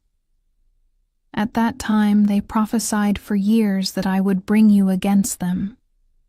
This is what will happen in that day. When Gog attacks the land of Israel, my hot anger will be aroused, declares the Sovereign Lord. In my zeal and fiery wrath I declare that at that time there shall be a great earthquake in the land of Israel. The fish in the sea, the birds in the sky, the beasts of the field, every creature that moves along the ground, and all the people on the face of the earth will tremble at my presence. The mountains will be overturned, the cliffs will crumble, and every wall will fall to the ground. I will summon a sword against Gog on all my mountains, declares the Sovereign Lord. Every man's sword will be against his brother. I will execute judgment on him with plague and bloodshed. I will pour down torrents of rain, hailstones, and burning sulfur on him and on his troops, and on the many nations with him. And so I will show my greatness and my holiness, and I will make myself known in the sight of many nations. Then they will know that I am the Lord. Son of man, prophesy against Gog and say, this is what the Sovereign Lord says. I am against you, Gog, chief prince of Meshech and Tubal. I will turn you around and drag you along. I will bring you from the far north and send you against the mountains of Israel. Then I will strike your bow from your left hand and make your arrows drop from your right hand. On the mountains of Israel you will fall, you and all your troops and the nations with you. I will give you as food to all kinds of carrion birds and to the wild animals. You will fall in the open field, for I have spoken, declares the Sovereign Lord. I will send fire on Magog and on those who live in safety in the coastlands, and they will know that I am the Lord. I will make known my holy name among my people Israel. I will no longer let my holy name be profaned, and the nations will know that I, the Lord, am the Holy One in Israel. It is coming. It will surely take place, declares the Sovereign Lord. This is the day I have spoken of. Then those who live in the towns of Israel will go out and use the weapons for fuel and burn them up. The small and large shields, the bows and arrows, the war clubs and spears. For 7 years they will use them for fuel. They will not need to gather wood from the fields or cut it from the forests, because they will use the weapons for fuel. And they will plunder those who plundered them and loot those who looted them, declares the Sovereign Lord. On that day I will give Gog a burial place in Israel, in the valley of those who travel east of the sea. It will block the way of travelers, because Gog and all his hordes will be buried there. So it will be called the Valley of Ham and Gog. For 7 months the Israelites will be burying them in order to cleanse the land. All the people of the land will bury them, and the day I display my glory will be a memorable day for them, declares the Sovereign Lord. People will be continually employed in cleansing the land. They will spread out across the land, and along with others, they will bury any bodies that are lying on the ground. After the 7 months, they will carry out a more detailed search. As they go through the land, anyone who sees a human bone will leave a marker beside it until the gravediggers bury it in the valley of Haman Gog, near a town called Hamona, and so they will cleanse the land.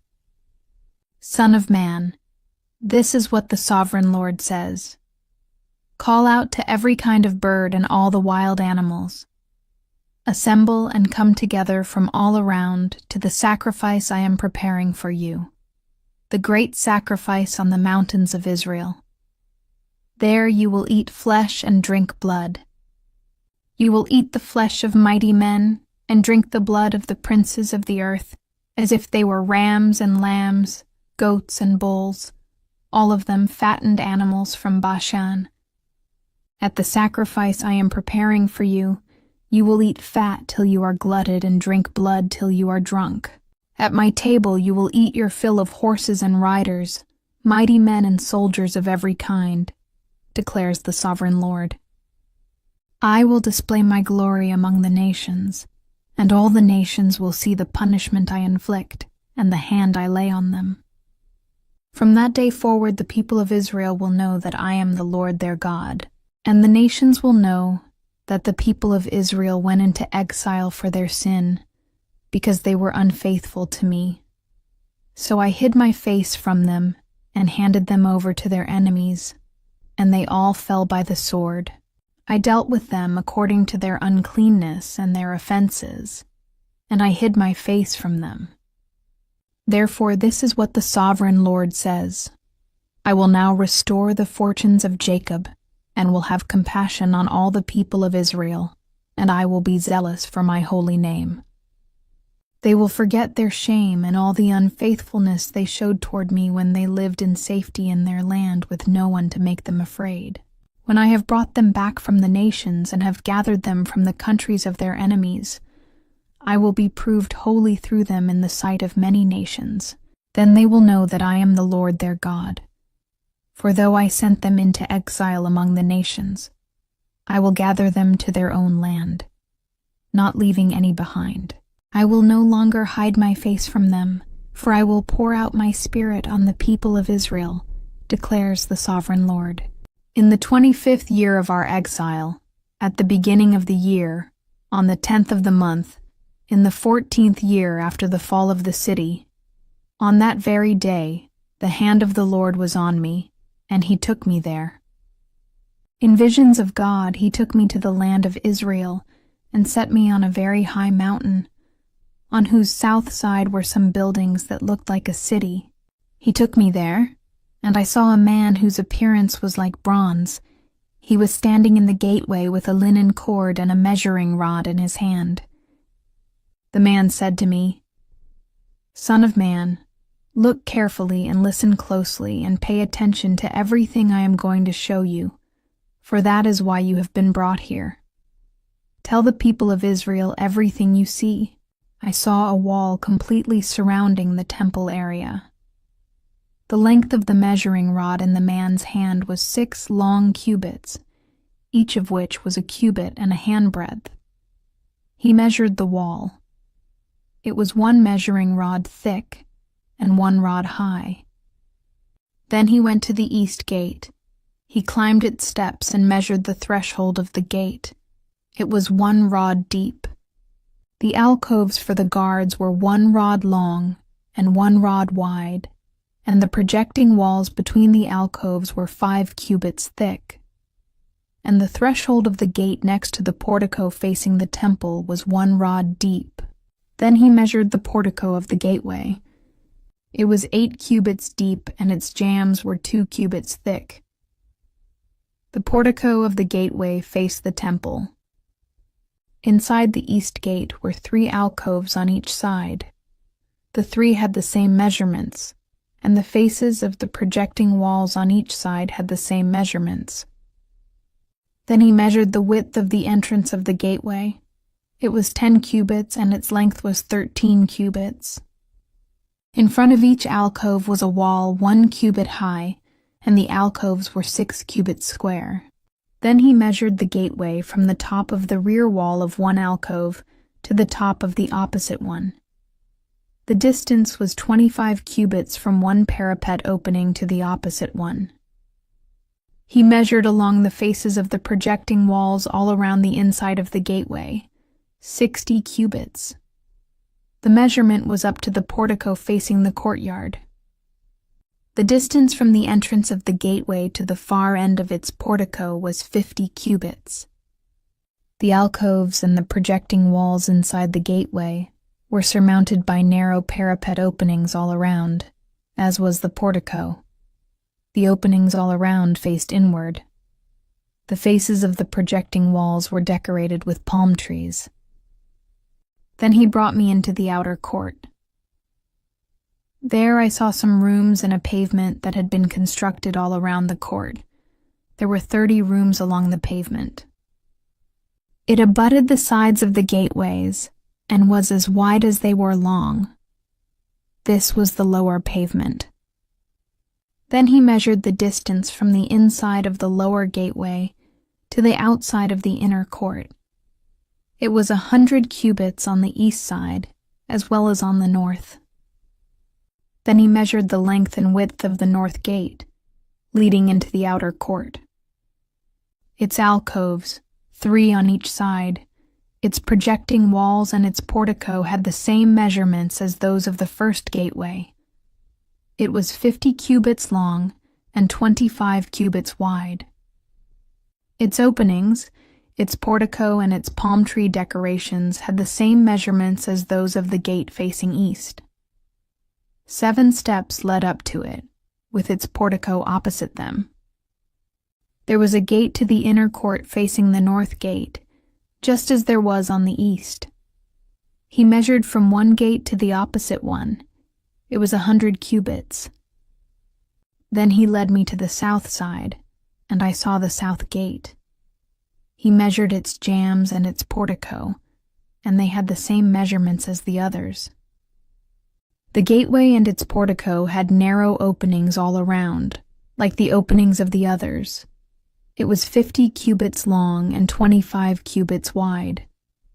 7 steps led up to it, with its portico opposite them. It had palm tree decorations on the faces of the projecting walls on each side. The inner court also had a gate facing south, and he measured from this gate to the outer gate on the south side. It was 100 cubits. Then he brought me into the inner court through the south gate, and he measured the south gate. It had the same measurements as the others. Its alcoves, its projecting walls, and its portico had the same measurements as the others. The gateway and its portico had openings all around. It was 50 cubits long and 25 cubits wide. The porticos of the gateways around the inner court were 25 cubits wide and 5 cubits deep. Its portico faced the outer court. Palm trees decorated its jambs, and 8 steps led up to it. Then he brought me to the inner court on the east side, and he measured the gateway. It had the same measurements as the others. Its alcoves, its projecting walls, and its portico had the same measurements as the others. The gateway and its portico had openings all around. It was 50 cubits long and 25 cubits wide. Its portico faced the outer court. Palm trees decorated the jambs on either side, and 8 steps led up to it. Then he brought me to the north gate and measured it. It had the same measurements as the others, as did its alcoves, its projecting walls, and its portico, and it had openings all around. It was 50 cubits long and 25 cubits wide. Its portico faced the outer court. Palm trees decorated the jambs on either side, and 8 steps led up to it. A room with a doorway was by the portico in each of the inner gateways, where the burnt offerings were washed. In the portico of the gateway were 2 tables on each side, on which the burnt offerings, sin offerings, and guilt offerings were slaughtered. By the outside wall of the portico of the gateway, near the steps at the entrance of the north gateway, were 2 tables, and on the other side of the steps were 2 tables. So there were 4 tables on one side of the gateway, and 4 on the other, 8 tables in all, on which the sacrifices were slaughtered. There were also 4 tables of dressed stone for the burnt offerings, each a cubit and a half long, a cubit and a half wide, and a cubit high. On them were placed the utensils for slaughtering the burnt offerings and the other sacrifices, and double-pronged hooks, each a handbreadth long, were attached to the wall all around. The tables were for the flesh of the offerings. Outside the inner gate, within the inner court, were 2 rooms, one at the side of the north gate and facing south, and another at the side of the south gate and facing north.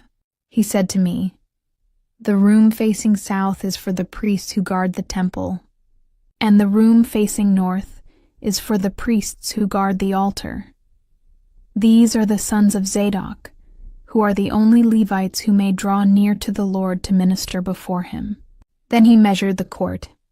It was square, 100 cubits long and 100 cubits wide, and the altar was in front of the temple. He brought me to the portico of the temple and measured the jambs of the portico. They were 5 cubits wide on either side. The width of the entrance was 14 cubits, and its projecting walls were 3 cubits wide on either side. The portico was 20 cubits wide, and 12 cubits from front to back. It was reached by a flight of stairs, and there were pillars on each side of the jambs. Then the man brought me to the main hall and measured the jambs. The width of the jambs was 6 cubits on each side. The entrance was 10 cubits wide, and the projecting walls on each side of it were 5 cubits wide. He also measured the main hall. It was 40 cubits long and 20 cubits wide. Then he went into the inner sanctuary and measured the jambs of the entrance. Each was 2 cubits wide. The entrance was 6 cubits wide, and the projecting walls on each side of it were 7 cubits wide. And he measured the length of the inner sanctuary. It was 20 cubits, and its width was 20 cubits across the end of the main hall. He said to me, "This is the most holy place." Then he measured the wall of the temple. It was 6 cubits thick, and each side room around the temple was 4 cubits wide. The side rooms were on 3 levels, one above another, 30 on each level.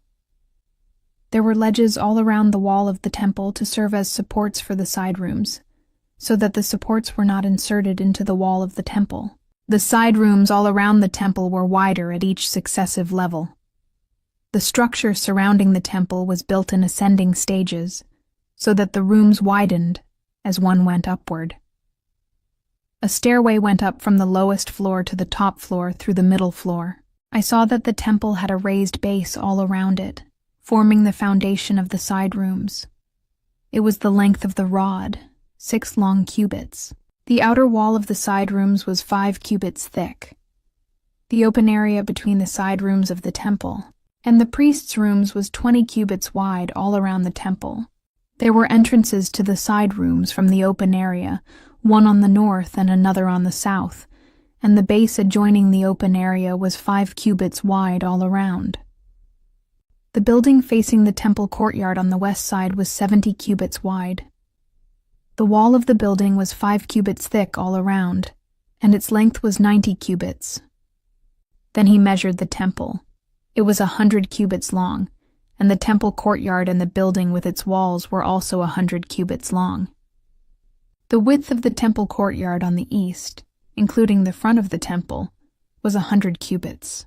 Then he measured the length of the building facing the courtyard at the rear of the temple, including its galleries on each side. It was 100 cubits. The main hall, the inner sanctuary, and the portico facing the court, as well as the thresholds and the narrow windows and galleries around the 3 of them. Everything beyond and including the threshold was covered with wood. The floor, the wall up to the windows, and the windows were covered. In the space above the outside of the entrance to the inner sanctuary, and on the walls at regular intervals all around the inner and outer sanctuary, were carved cherubim and palm trees. Palm trees alternated with cherubim. Each cherub had two faces, the face of a human being, toward the palm tree on one side, and the face of a lion toward the palm tree on the other. They were carved all around the whole temple. From the floor to the area above the entrance, cherubim and palm trees were carved on the wall of the main hall. The main hall had a rectangular door frame, and the one at the front of the most holy place was similar. There was a wooden altar 3 cubits high and 2 cubits square. Its corners, its base, and its sides were of wood. The man said to me, "This is the table that is before the Lord." Both the main hall and the most holy place had double doors. Each door had 2 leaves, 2 hinged leaves for each door, and on the doors of the main hall were carved cherubim and palm trees, like those carved on the walls, and there was a wooden overhang on the front of the portico. On the side walls of the portico were narrow windows with palm trees carved on each side. The side rooms of the temple also had overhangs. Then the man led me northward into the outer court and brought me to the rooms opposite the temple courtyard and opposite the outer wall on the north side. The building whose door faced north was 100 cubits long and 50 cubits wide, both in the section 20 cubits from the inner court and in the section opposite the pavement of the outer court. Gallery faced gallery at the 3 levels. In front of the rooms was an inner passageway 10 cubits wide and 100 cubits long. Their doors were on the north. Now the upper rooms were narrower, for the galleries took more space from them than from the rooms on the lower and middle floors of the building. The rooms on the top floor had no pillars, as the courts had, so they were smaller in floor space than those on the lower and middle floors. There was an outer wall parallel to the rooms and the outer court. It extended in front of the rooms for 50 cubits. While the row of rooms on the side next to the outer court was 50 cubits long, the row on the side nearest the sanctuary was 100 cubits long. The lower rooms had an entrance on the east side as one enters them from the outer court. On the south side, along the length of the wall of the outer court, adjoining the temple courtyard and opposite the outer wall, were rooms, with a passageway in front of them. These were like the rooms on the north. They had the same length and width, with similar exits and dimensions. Similar to the doorways on the north were the doorways of the rooms on the south. There was a doorway at the beginning of the passageway that was parallel to the corresponding wall extending eastward, by which one enters the rooms.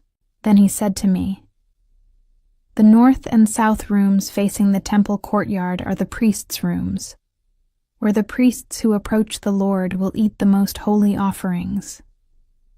There they will put the most holy offerings, the grain offerings, the sin offerings, and the guilt offerings, for the place is holy. Once the priests enter the holy precincts, they are not to go into the outer court until they leave behind the garments in which they minister, for these are holy. They are to put on other clothes before they go near the places that are for the people."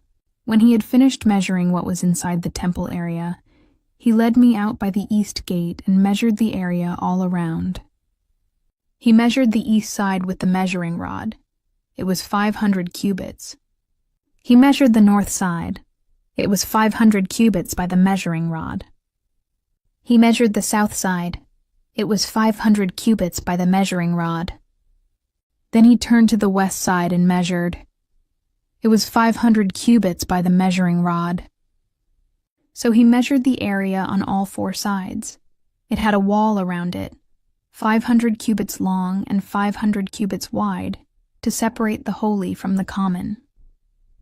Then the man brought me to the gate facing east, and I saw the glory of the God of Israel coming from the east. His voice was like the roar of rushing waters, and the land was radiant with his glory.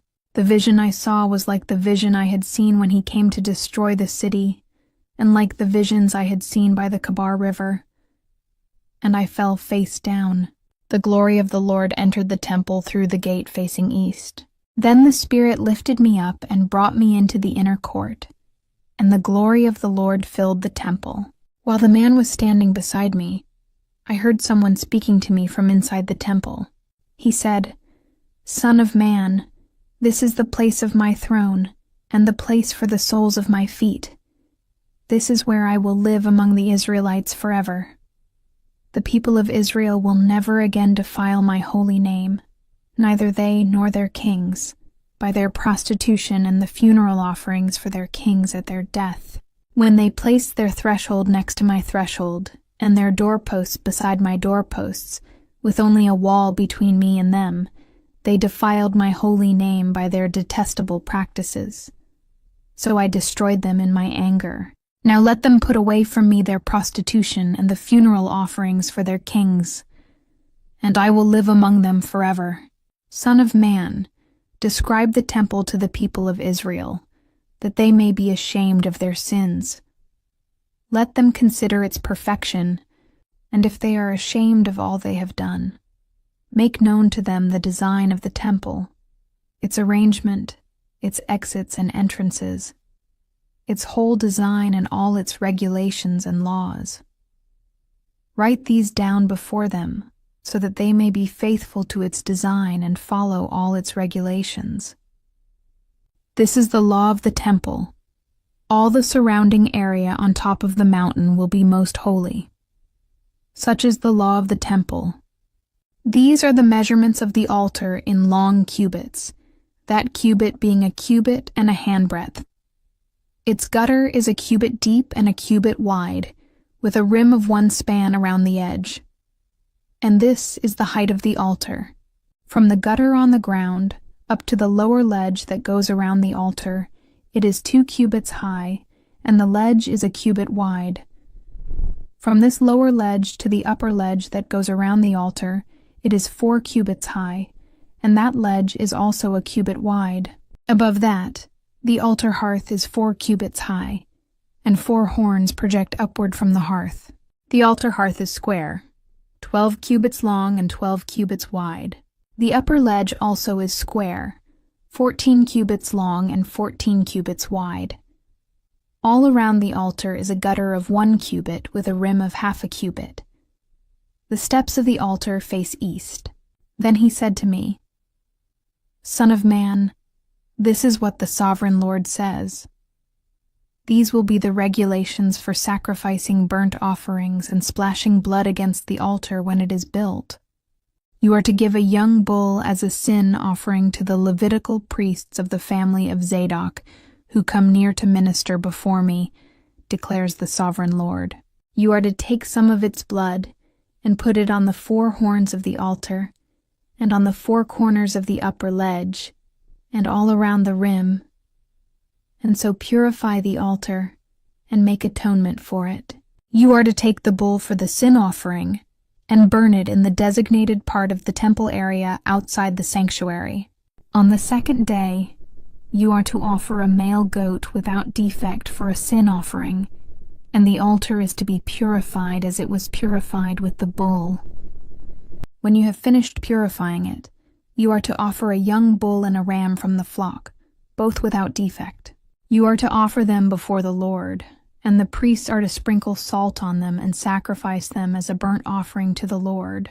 For 7 days you are to provide a male goat daily for a sin offering. You are also to provide a young bull and a ram from the flock, both without defect. For 7 days they are to make atonement for the altar and cleanse it. Thus they will dedicate it. At the end of these days, from the 8th day on, the priests are to present your burnt offerings and fellowship offerings on the altar. Then I will accept you, declares the sovereign Lord. Then the man brought me back to the outer gate of the sanctuary, the one facing east, and it was shut. The Lord said to me, "This gate is to remain shut. It must not be opened. No one may enter through it. It is to remain shut, because the Lord, the God of Israel, has entered through it." The prince himself is the only one who may sit inside the gateway to eat in the presence of the Lord. He is to enter by way of the portico of the gateway and go out the same way. Then the man brought me by way of the north gate to the front of the temple. I looked and saw the glory of the Lord filling the temple of the Lord, and I fell face down. The Lord said to me, "Son of man, look carefully, listen closely, and give attention to everything I tell you concerning all the regulations and instructions regarding the temple of the Lord. Give attention to the entrance to the temple and all the exits of the sanctuary. Say to rebellious Israel, 'This is what the sovereign Lord says. Enough of your detestable practices, people of Israel. In addition to all your other detestable practices, you brought foreigners uncircumcised in heart and flesh into my sanctuary, desecrating my temple while you offered me food, fat, and blood, and you broke my covenant. Instead of carrying out your duty in regard to my holy things, you put others in charge of my sanctuary. This is what the sovereign Lord says. No foreigner uncircumcised in heart and flesh is to enter my sanctuary, not even the foreigners who live among the Israelites. The Levites who went far from me when Israel went astray, and who wandered from me after their idols must bear the consequences of their sin. They may serve in my sanctuary, having charge of the gates of the temple and serving in it. They may slaughter the burnt offerings and sacrifices for the people, and stand before the people and serve them. But because they served them in the presence of their idols and made the people of Israel fall into sin, therefore I have sworn with uplifted hand that they must bear the consequences of their sin, declares the sovereign Lord. They are not to come near to serve me as priests, or come near any of my holy things or my most holy offerings. They must bear the shame of their detestable practices. And I will appoint them to guard the temple for all the work that is to be done in it. But the Levitical priests, who are descendants of Zadok, and who guarded my sanctuary when the Israelites went astray from me, are to come near to minister before me. They are to stand before me to offer sacrifices of fat and blood, declares the sovereign Lord. They alone are to enter my sanctuary. They alone are to come near my table to minister before me and serve me as guards. When they enter the gates of the inner court, they are to wear linen clothes. They must not wear any woolen garment while ministering at the gates of the inner court or inside the temple. They are to wear linen turbans on their heads and linen undergarments around their waists. They must not wear anything that makes them perspire. When they go out into the outer court where the people are, they are to take off the clothes they have been ministering in and are to leave them in the sacred rooms and put on other clothes, so that the people are not consecrated through contact with their garments. They must not shave their heads or let their hair grow long, but they are to keep the hair of their heads trimmed. No priest is to drink wine when he enters the inner court. They must not marry widows or divorced women. They may marry only virgins of Israelite descent or widows of priests. They are to teach my people the difference between the holy and the common, and show them how to distinguish between the unclean and the clean. In any dispute, the priests are to serve as judges and decide it according to my ordinances. They are to keep my laws and my decrees for all my appointed festivals, and they are to keep my Sabbaths holy. A priest must not defile himself by going near a dead person. However, if the dead person was his father or mother, son or daughter, brother or unmarried sister, then he may defile himself. After he is cleansed, he must wait 7 days.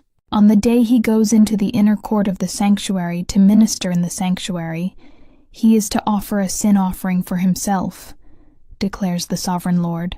I am to be the only inheritance the priests have. You are to give them no possession in Israel. I will be their possession. They will eat the grain offerings, the sin offerings, and the guilt offerings, and everything in Israel devoted to the Lord will belong to them.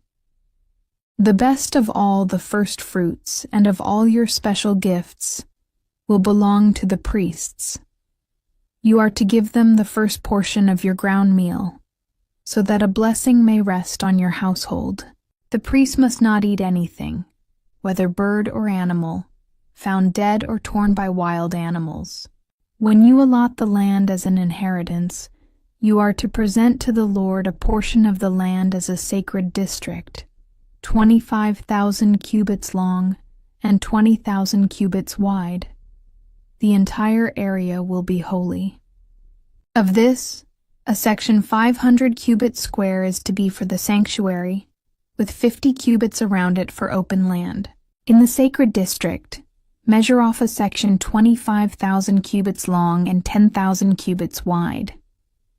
In it will be the sanctuary, the most holy place. It will be the sacred portion of the land for the priests, who minister in the sanctuary and who draw near to minister before the Lord. It will be a place for their houses as well as a holy place for the sanctuary. An area 25,000 cubits long and 10,000 cubits wide will belong to the Levites, who serve in the temple, as their possession for towns to live in. You are to give the city as its property an area 5,000 cubits wide and 25,000 cubits long, adjoining the sacred portion. It will belong to all Israel. The prince will have the land bordering each side of the area formed by the sacred district and the property of the city. It will extend westward from the west side and eastward from the east side, running lengthwise from the western to the eastern border parallel to one of the tribal portions. This land will be his possession in Israel, and my princes will no longer oppress my people, but will allow the people of Israel to possess the land according to their tribes. This is what the sovereign Lord says. You have gone far enough, princes of Israel. Give up your violence and oppression and do what is just and right. Stop dispossessing my people, declares the sovereign Lord. You are to use accurate scales, an accurate ephah, and an accurate bath. The ephah and the bath are to be the same size, the bath containing 1/10 of a homer, and the ephah 1/10 of a homer. The homer is to be the standard measure for both. The shekel is to consist of 20 gerahs. 20 shekels plus 25 shekels plus 15 shekels equal 1 mina. This is the special gift you are to offer: 1/6 of an ephah from each homer of wheat, and 1/6 of an ephah from each homer of barley. The prescribed portion of olive oil, measured by the bath, is 1/10 of a bath from each core, which consists of 10 baths or 1 homer, for 10 baths are equivalent to a homer. Also 1 sheep is to be taken from every flock of 200 from the well-watered pastures of Israel. These will be used for the grain offerings, burnt offerings, and fellowship offerings to make atonement for the people, declares the sovereign Lord. All the people of the land will be required to give this special offering to the prince in Israel. It will be the duty of the prince to provide the burnt offerings, grain offerings, and drink offerings at the festivals, the new moons and the Sabbaths, at all the appointed festivals of Israel. He will provide the sin offerings, grain offerings, burnt offerings, and fellowship offerings to make atonement for the Israelites. This is what the sovereign Lord says. In the 1st month on the 1st day, you are to take a young bull without defect and purify the sanctuary. The priest is to take some of the blood of the sin offering and put it on the doorposts of the temple, on the 4 corners of the upper ledge of the altar, and on the gateposts of the inner court. You are to do the same on the 7th day of the month for anyone who sins unintentionally or through ignorance. So you are to make atonement for the temple. In the 1st month on the 14th day you are to observe the Passover, a festival lasting 7 days, during which you shall eat bread made without yeast.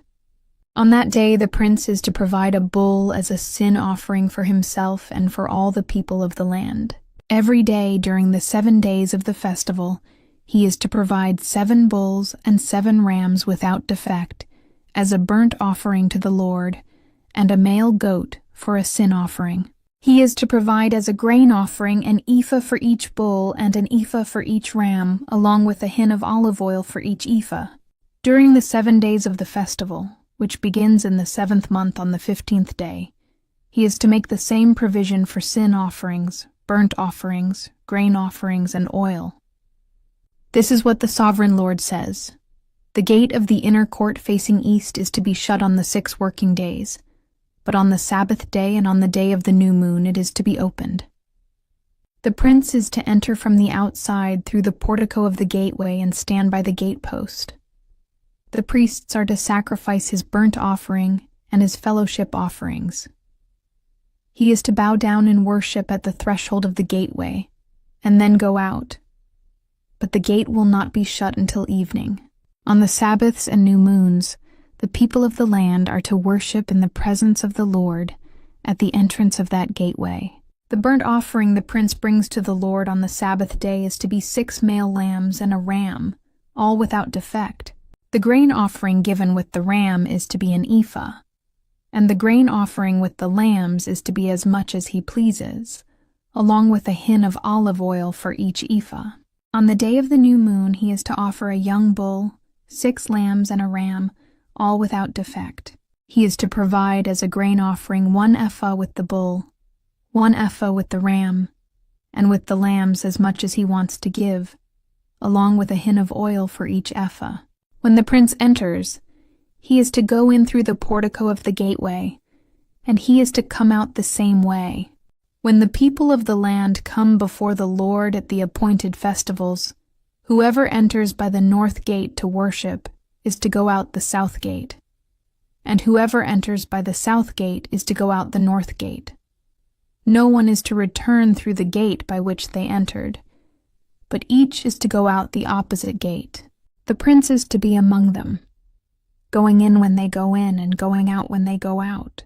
At the feasts and the appointed festivals, the grain offering is to be an ephah with a bull, an ephah with a ram, and with the lambs as much as he pleases, along with a hin of oil for each ephah. When the prince provides a free will offering to the Lord, whether a burnt offering or fellowship offerings, the gate facing east is to be opened for him. He shall offer his burnt offering or his fellowship offerings as he does on the Sabbath day. Then he shall go out, and after he has gone out, the gate will be shut. Every day you are to provide a year-old lamb without defect for a burnt offering to the Lord. Morning by morning you shall provide it. You are also to provide with it morning by morning a grain offering, consisting of 1/6 of an ephah, with 1/3 of a hin of oil to moisten the flour. The presenting of this grain offering to the Lord is a lasting ordinance. So the lamb and the grain offering and the oil shall be provided morning by morning for a regular burnt offering. This is what the Sovereign Lord says. If the prince makes a gift from his inheritance to one of his sons, it will also belong to his descendants. It is to be their property by inheritance. If, however, he makes a gift from his inheritance to one of his servants, the servant may keep it until the year of freedom. Then it will revert to the prince. His inheritance belongs to his sons only. It is theirs. The prince must not take any of the inheritance of the people, driving them off their property. He is to give his sons their inheritance out of his own property, so that not one of my people will be separated from their property. Then the man brought me through the entrance at the side of the gate to the sacred rooms facing north, which belonged to the priests, and showed me a place at the western end.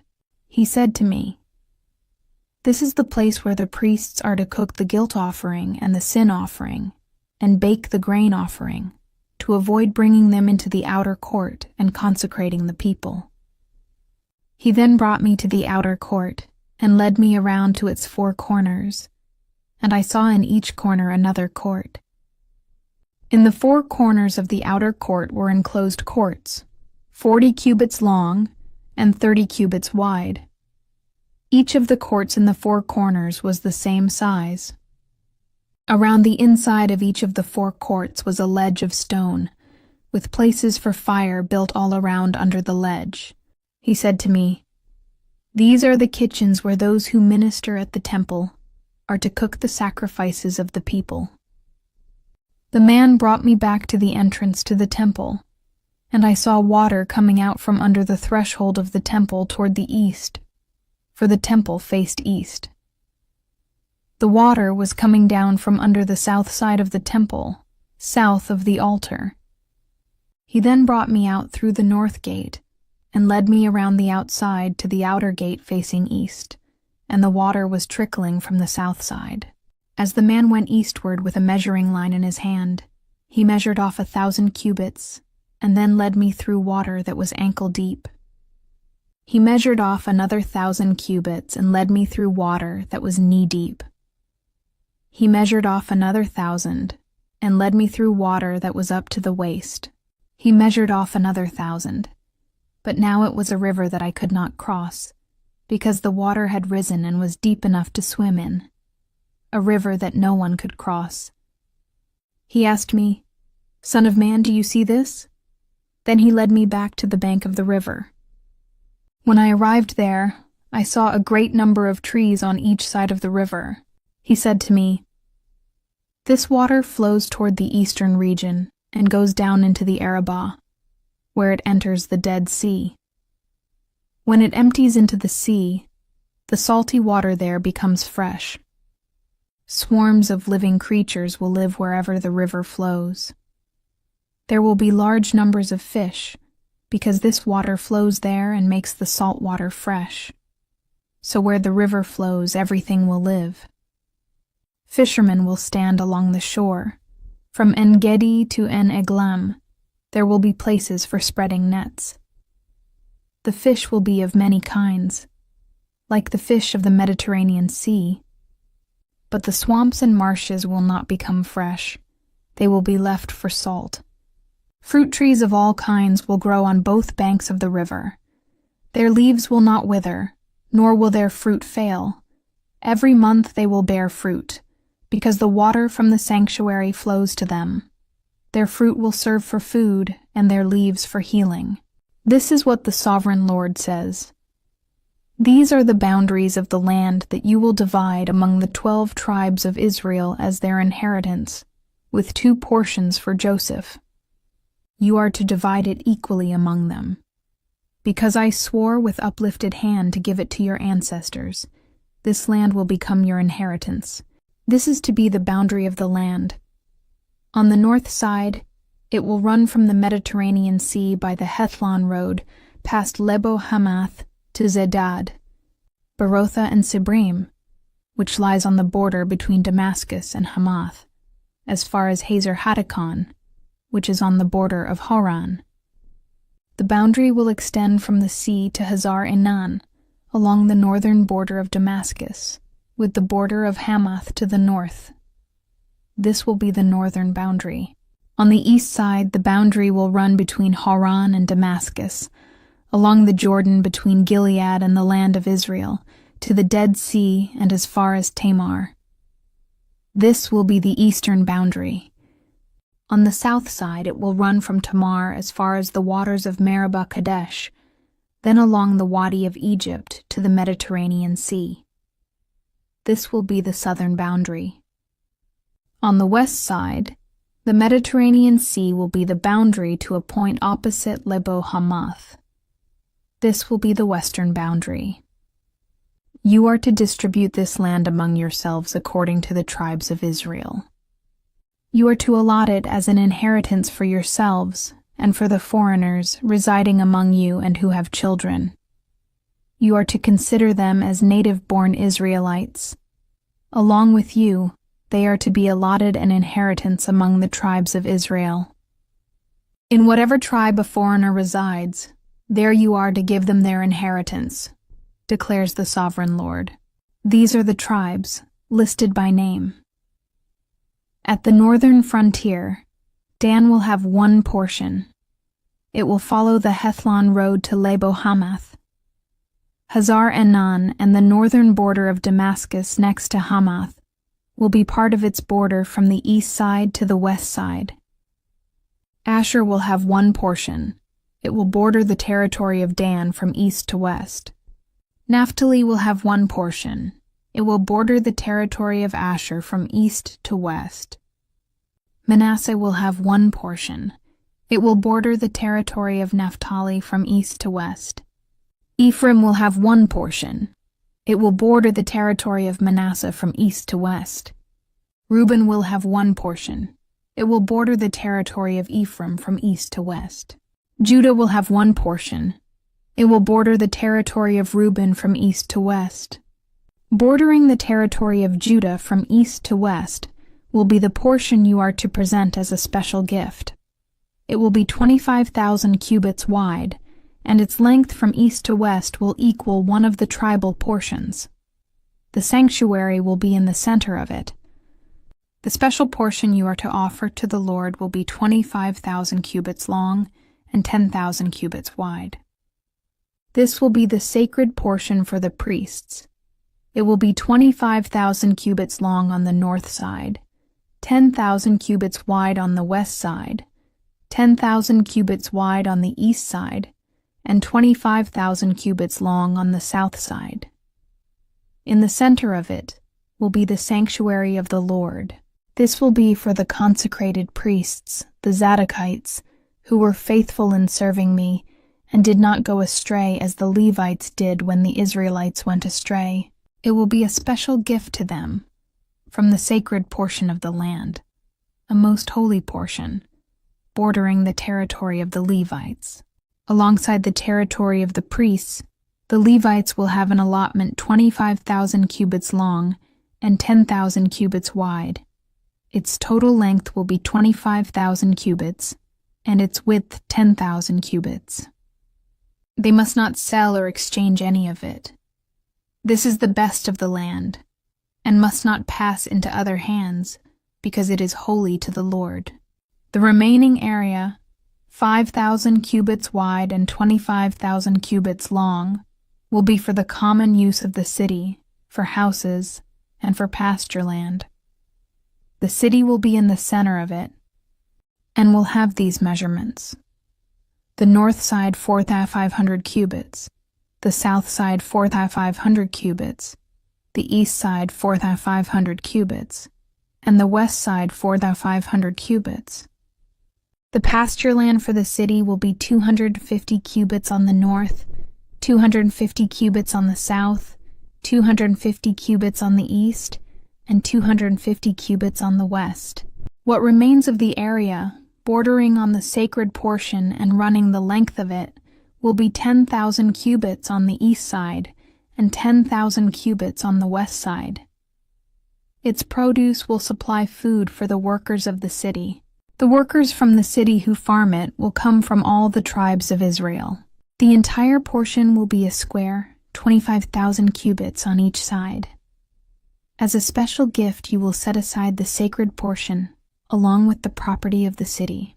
What remains on both sides of the area formed by the sacred portion and the property of the city will belong to the prince. It will extend eastward from the 25,000 cubits of the sacred portion to the eastern border, and westward from the 25,000 cubits to the western border.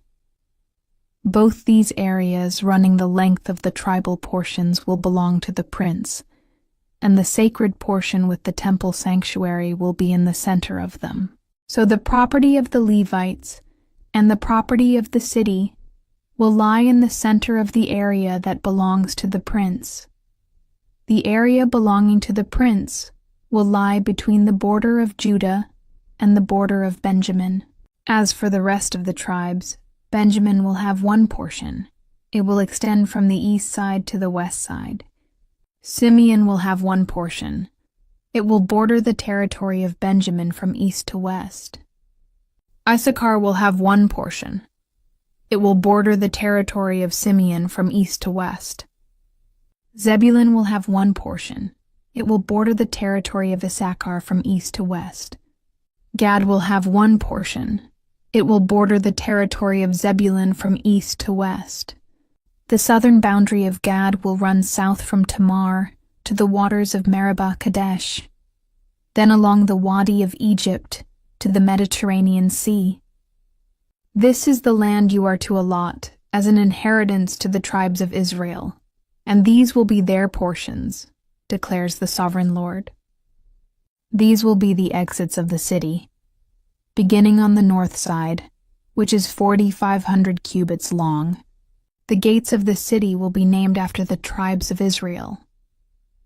The 3 gates on the north side will be the gate of Reuben, the gate of Judah, and the gate of Levi. On the east side, which is 4,500 cubits long, will be 3 gates: the gate of Joseph, the gate of Benjamin, and the gate of Dan. On the south side, which measures 4,500 cubits, will be 3 gates: the gate of Simeon, the gate of Issachar, and the gate of Zebulun.